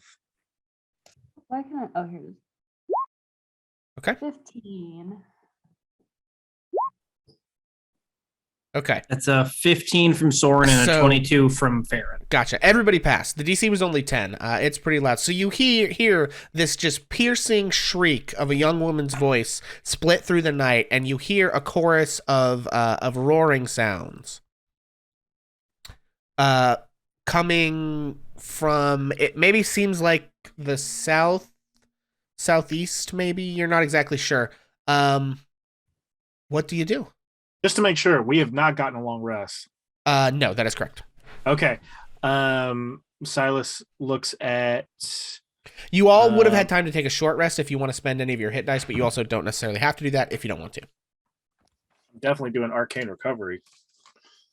God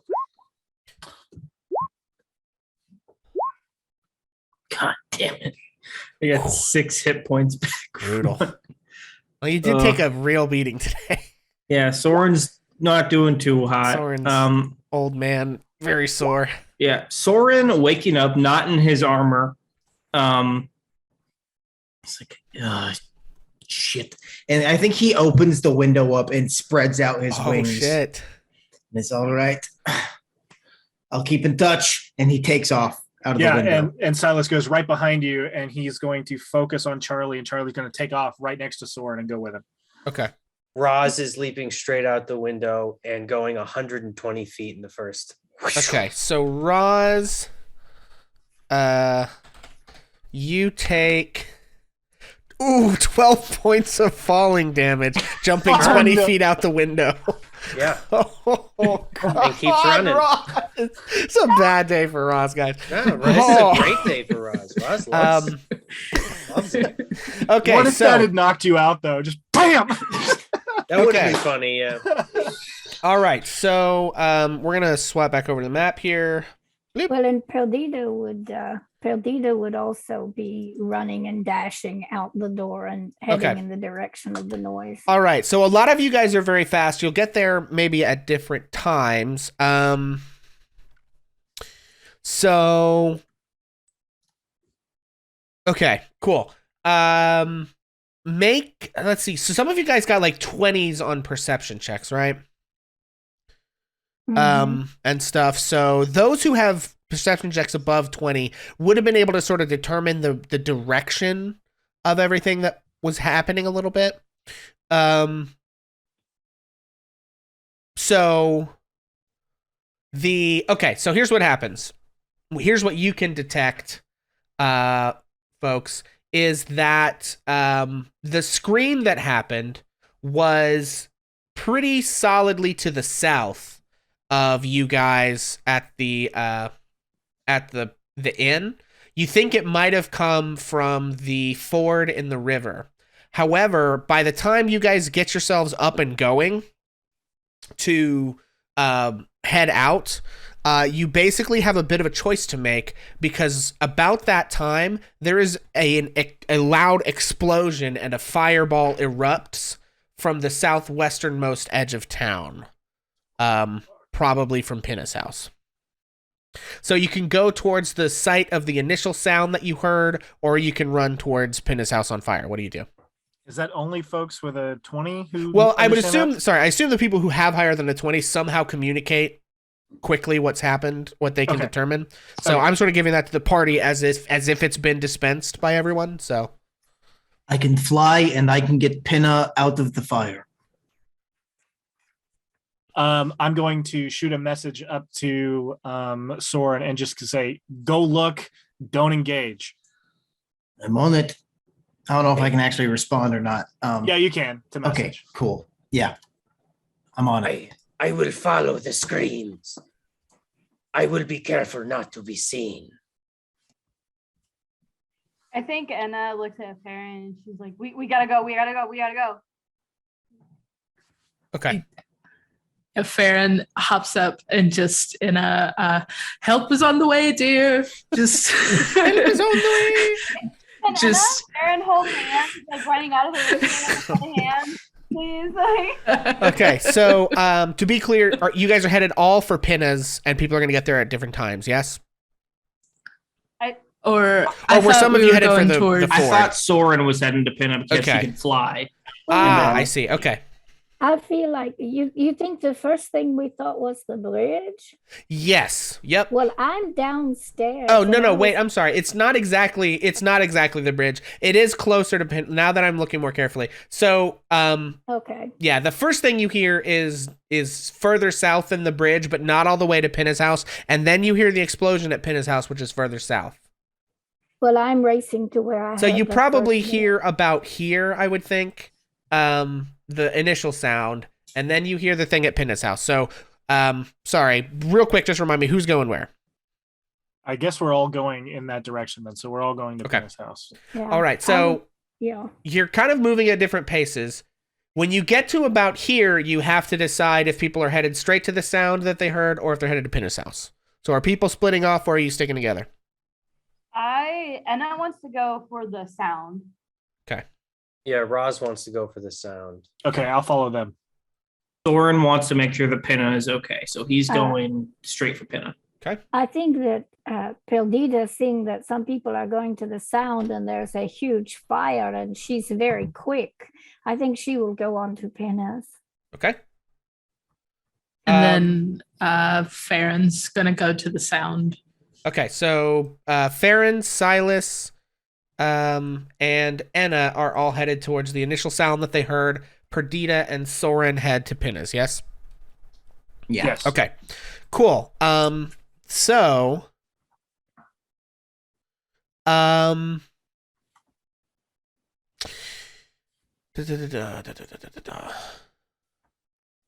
okay, very cool. So you guys who get to Pinna's house, you see, we'll start with you all first. You see that Pinna's house is engulfed in flames. The whole roof, it's like a thatched hut, and the whole roof is like burning. What do you do? Soren, as soon as he touches down, I think is going to cast a I know I don't have it prepped. Ah shit. If only I had a rest. I think he's going to channel his Twilight Sanctuary on himself. Okay. Which is going to create a 30-foot radius of dim twilight around himself. Okay.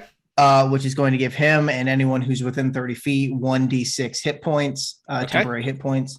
All right. Yeah. Why don't you go ahead and roll? I think it would be you and Perdita at this point. Go ahead and roll those. Just roll one set of d6 for all of you.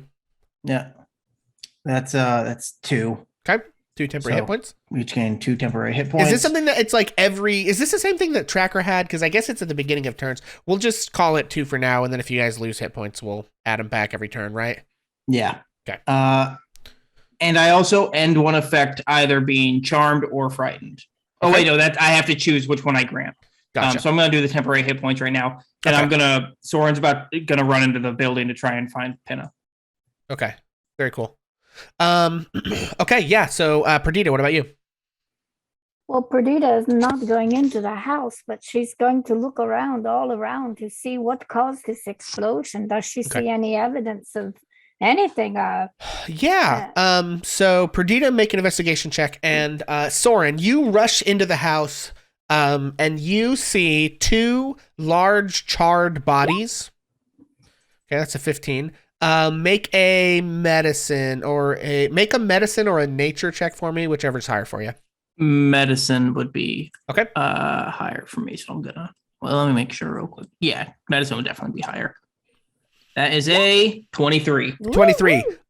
These are orcs and not little human women. And they are dead and charred and clearly got exploded by what are probably some kind of wizardly chemical shit, you know?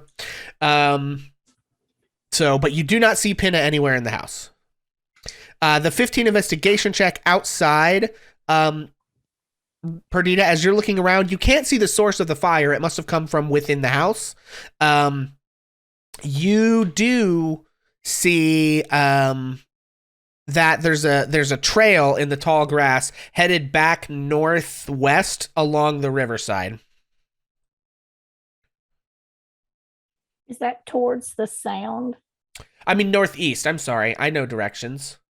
Yeah, so like further back up this way, these feet are not to scale. I don't know what the scale of this map is, but you like basically kind of along the riverbank here see a track of orc. Or you might not know what it is, but of footprints. If Soren can, he's going to yell out that there are orc bodies in here. Okay. See a trail. It goes back in the direction of that sound. Did you find Penna? She's not here. We need to go Maybe north. she was where the sound is. Should we go there? Yes. And I think if possible, Soren is going to pick up Perdita and take off with the wings. Well, I'm very heavy. It's okay. We'll just fly a little bit low to the ground. Oh, you're so strong. I admire that in a person or an owl. You can't see because of the feathers, but there are definitely veins. Yeah.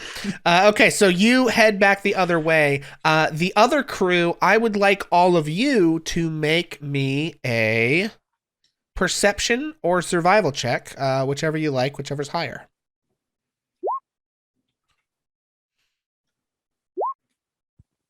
I'm going to use inspiration, actually. Okay. Come on. 16. Okay. I got an 8. Okay. Ooh, yes, Anna. Anna, there you go. Okay, so Anna, you, as you reach this shortest part of the river here, can see that while the bridge is further down here, there is actually a relatively shallow part of the river there that could be crossed, and you find footprints, and then I think, let's see, Beast, you see the footprints. With the 24 Enna, you can see across the river just a little bit, this like in the glint of the fire and like the bright light from the fire, and the moon is relatively bright tonight. You can see several large figures moving through the grass across the river. Okay. With a 24, and you would recognize these are orcs, and they seem to be moving towards the forest. Okay. Can I turn to everybody that's with me, and I just go, there's orcs, like just like tell them like, hey, they're going towards the forest. Like I just alert everybody. Yeah. Now, when she tells us, can we spot them? Yeah, I would say way? probably. Okay, how far is the river? How long is it across? I would say it's probably 40 or 50 feet across at that point. Okay, but it's crossable by walking. By foot, yeah. So it's like a shallow part of a river. Like you can get the sense the town is called Gravesford, right? Like this is the River Graves, and this is the ford, right? This is where you can ford the river, right? That's kind of its shallowest part. Yeah. And they've built a bridge over it further down, but there are still parts of it that you can just walk through. And you can see these orcs headed back. And at this point, they're probably like 250, 350 feet away from you. Okay, and how many? It's hard to tell. It seems like a relatively large party of orcs, right? So it's like it's at least 10, less than 25, probably. Okay, I look at the other three who are with me. I say, "Are we going for it?" Yeah. Okay. Silas immediately casts haste. Okay. And he is going to run 240 feet. Okay. He's a bullet with haste. Yeah. So in one turn, he goes 240 feet. So movement, action, bonus action dash, or a hasted action dash. Yeah. So Silas, you take off, you ford the river in an instant and race up on these orcs. You see that 7 of them turn immediately on hearing you approach because you can't be stealthy running at 200 miles an hour. No, right? I'm screaming like, "Where are you going, motherfucker?" Yeah. So 7 of them turn around and draw weapons, and bonus action blade song to make that work. By the way. okay, I got you. 7 of them turn and draw weapons, and the remainder head off into the woods. Now, Silas, make me a perception check. No, I'm good at it. No, I'm not. A 7. Can I use inspiration to up his purse to do another roll for him? Can I do that? I was gonna give you guys all inspiration if you didn't have it at the end of the session anyway. Roz, you don't get yours back because you just spent it. But Jesse, I was gonna give you guys inspiration. If you want to take inspiration and use it here, you can. If not, you'll just have it for next time.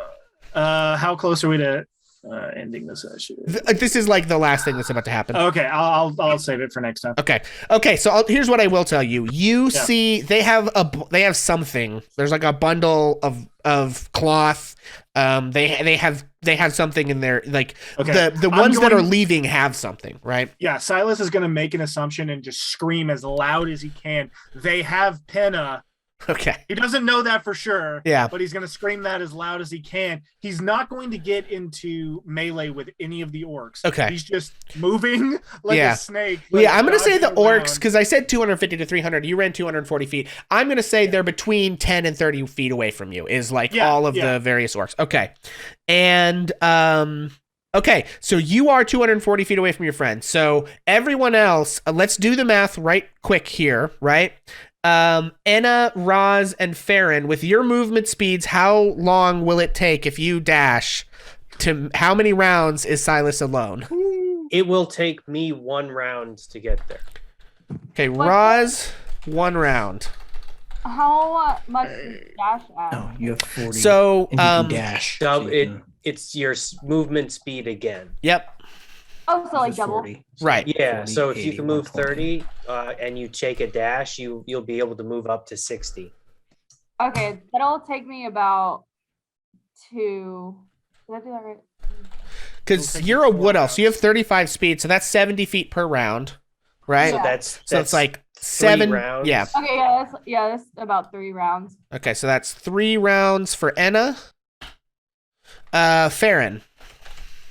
So would that be 2 or? So Farron can move up to 40 feet regular, so then dash, then step of the wind. That's 120 feet. Yeah.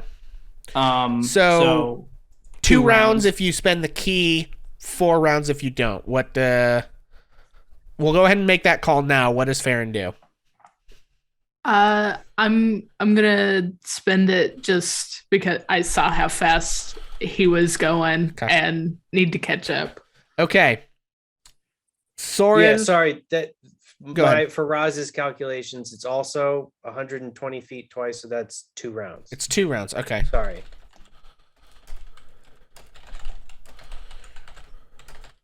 Sorry, I'm just like making this note for myself so I know for next time. Okay. Soren and Perdita. Here's what we're going to do. We're going to roll a d4 because you're pretty fast. We're going to roll a d4, and that's how many rounds away you are from your friends, and then do the math for yourselves. Okay. So you're moving together, so just one of you roll a d4. Soren will roll it. Hey, that's a 1. Okay, so when all this happened, you guys, because you didn't stick around at Pinna's very long, you were about halfway back to your friends. And you hear Silas yelling. You're not really sure what he said, but you see him like zip off. And you see the water like, like there's a spray of water as Silas charges faster than a train. This is Dash from Incredibles, just splitting the way. Exactly. I would know that blur anywhere. And so at that point, you guys can divert, and it's going to take you 1 round on top of however fast Soren can move. All right, Soren, I am going to say your flight speed is like half. Soren's flight speed is 30 around, so he would be going pretty slow. So with a dash, he would just be going 30 around. Okay, gotcha. So if you might set Perdita down and let them go. Yeah, I think Soren is going to drop Perdita close to the ground and go on his own. Gotcha. Okay, so would the river count as like difficult terrain for purposes because Soren I'm can avoid not that for the 'cause he's purpose flying. of this. I'm just gonna say it'll be fine. But Perdita, how long will it take you to get there plus one Well, round? I go 60 feet if I dash too, because I have a thing I can use to make it to go further, Yeah. but then I have to stop. Well, but you for a also have your round. bonus action dash from being a tabaxi, right? Oh wait, it's dark, isn't it? It's But isn't that is the that not feline agility. You No. can- So you you're a can- rogue, right? So you have action. You have movement 30 feet. You get 90 feet basically. A movement 30 feet, action 30 feet, and you can bonus action dash 30 feet. You can dash twice in a round with your Cunning action is what it's called. with Okay. your cunning action. And then if you use your feline agility like once, you can double it. Yeah, But then I doubles have your to movement. stop for a round. Yeah. I So have zero that movement. basically comes out You in the don't wash. have to stop. You can continue to run. You You just just can't use feline continue to agility double. again. So you can go like You won't get it 180 the back, first so- round and then 90 the second round. So it'll take you 3 rounds, we'll say. Okay. Because of Okay. the plus one. Well, okay. that's two rounds that she can go. But plus the 180, one from 90. them having been further away, right? Oh, yeah. Yeah. Okay, and So- Soren, how far? What's your math, buddy? Soren's movement is only 30 around Okay. if he dashes. I thought that maybe flying over the river would help him get some kind of advantage Gotcha. here, but I guess not. So I think he probably is gets a burst when he just drops the fat cat. he is 60 feet around full dash. Okay. So I guess that's 4 gonna be rounds, 4 5 rounds. Whew. Plus one is 5. Yeah. Okay. Okay, so friends, that is where we're going to end the session today. We have Soren, Silas. We have Silas having sprinted faster than imagination across this, across the river like a speeding bullet. Is there like a color? Like, does the haste like? Are you just super fast? Like, what does it have a look to it? What does haste look like? Yeah, real I quick? want to say that like it's almost like you know how like when the Flash moves and in the comics there's like 17 other Flashes like dissolving behind him. That's Okay. kind of what it looks like. It's Yeah. just, vroom. Yeah, so in this blur of a black coat and hair, Silas races across and skids up to these orcs, 7 of whom, and they're not like some of them are giant, some of them clearly are like shaman and warcasters and things. They all turn around and bare their teeth, white tusks jutting from their lower lips, as the remaining group of, between 10 and 15 turn around and carry the bundle that they have further into the woods.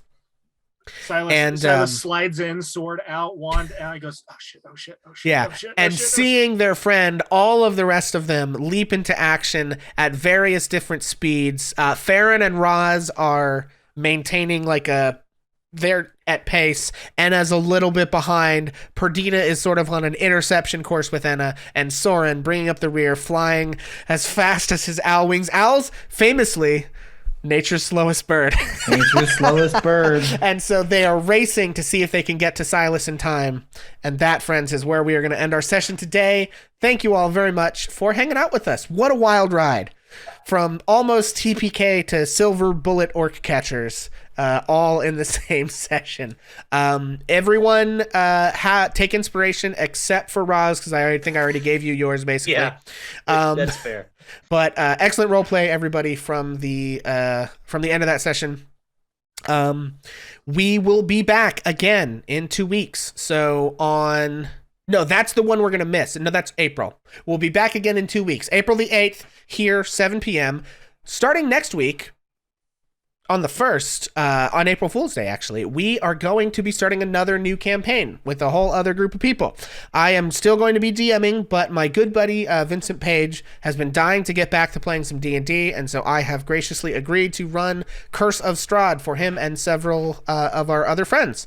So please come back and hang out for that. I'm very grateful to him for skipping his streams to come do this. We will be streaming it here on our page, although I think he will be cross-posting just like the links to his page. Anyway, that's all good. We're very excited for that.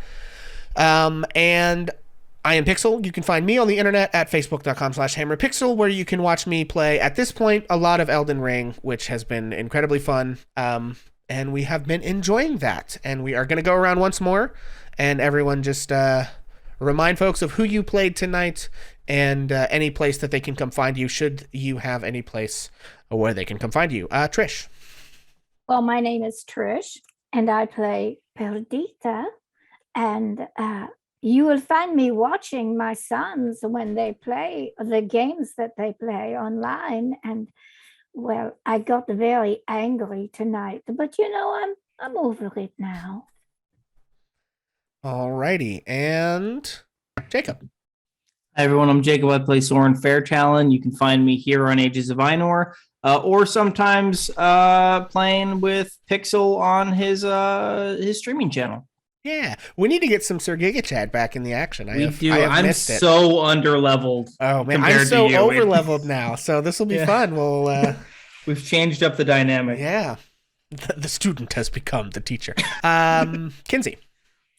Hi, I'm Mackenzie. I play Farron. I don't have anything to plug. I'm nervous about the next session, considering I have 8 hit points, and there's a whole army of orcs that were just like incredible dash running as fast as we can towards. But I'm still excited to play and see you guys again. It had to be done. Pinna had to be saved. What is that, like that TikTok sound? Okay, anyway. Let's back-to-back TPKs, guys. Let's see if we can pull it off. James, Beast. Hi, I'm Beast. I played Raz Hiskers, the elephant in the room. And I almost got everyone killed, and we had some learning experiences, and I'm so grateful for that, and for all of you who were here to watch it happen. I hope you keep coming back. We'll see you again in a few weeks. Excellent. Jesse. I'm Jesse. I played Silas the Hedgehog, and oh god, I am so scared. But that was what he did. So, you can find me at youtube.com/SpectroSofa. We have a long-running bridge series that is going pretty well. So if you want to hear me voice act over there, you can. And I know it's terrible. So, but anyway, I'm excited for 2 weeks from now. And as always, thank you for letting me be a part of this. And a big hand to fucking Pixel for running that. That was great. So thank you. Thank you, friends. And Taylor. Hi, I'm Taylor. I play Anna. You can catch me here, Ages of Ainor with Pixel. I've been playing Anna for quite a bit. But yeah, it's been really fun, and I can't wait for the next session. To all my fans, I love you. Thank you so much. Excellent. And one last shout out to me for remembering all everyone's humans' names today and not calling them by their characters' names. So, with that having been said, folks, the final thing, thank you for hanging out for us with this absolutely silly thing we do on Friday nights. It truly means more than we can say to have folks interested in our absolute shenanigans. As always, you can find us on Twitter and Facebook, as well as in our Discord, if you're interested in becoming a part of our little circle of folks who love to play tabletop role-playing games and Dungeons and Dragons.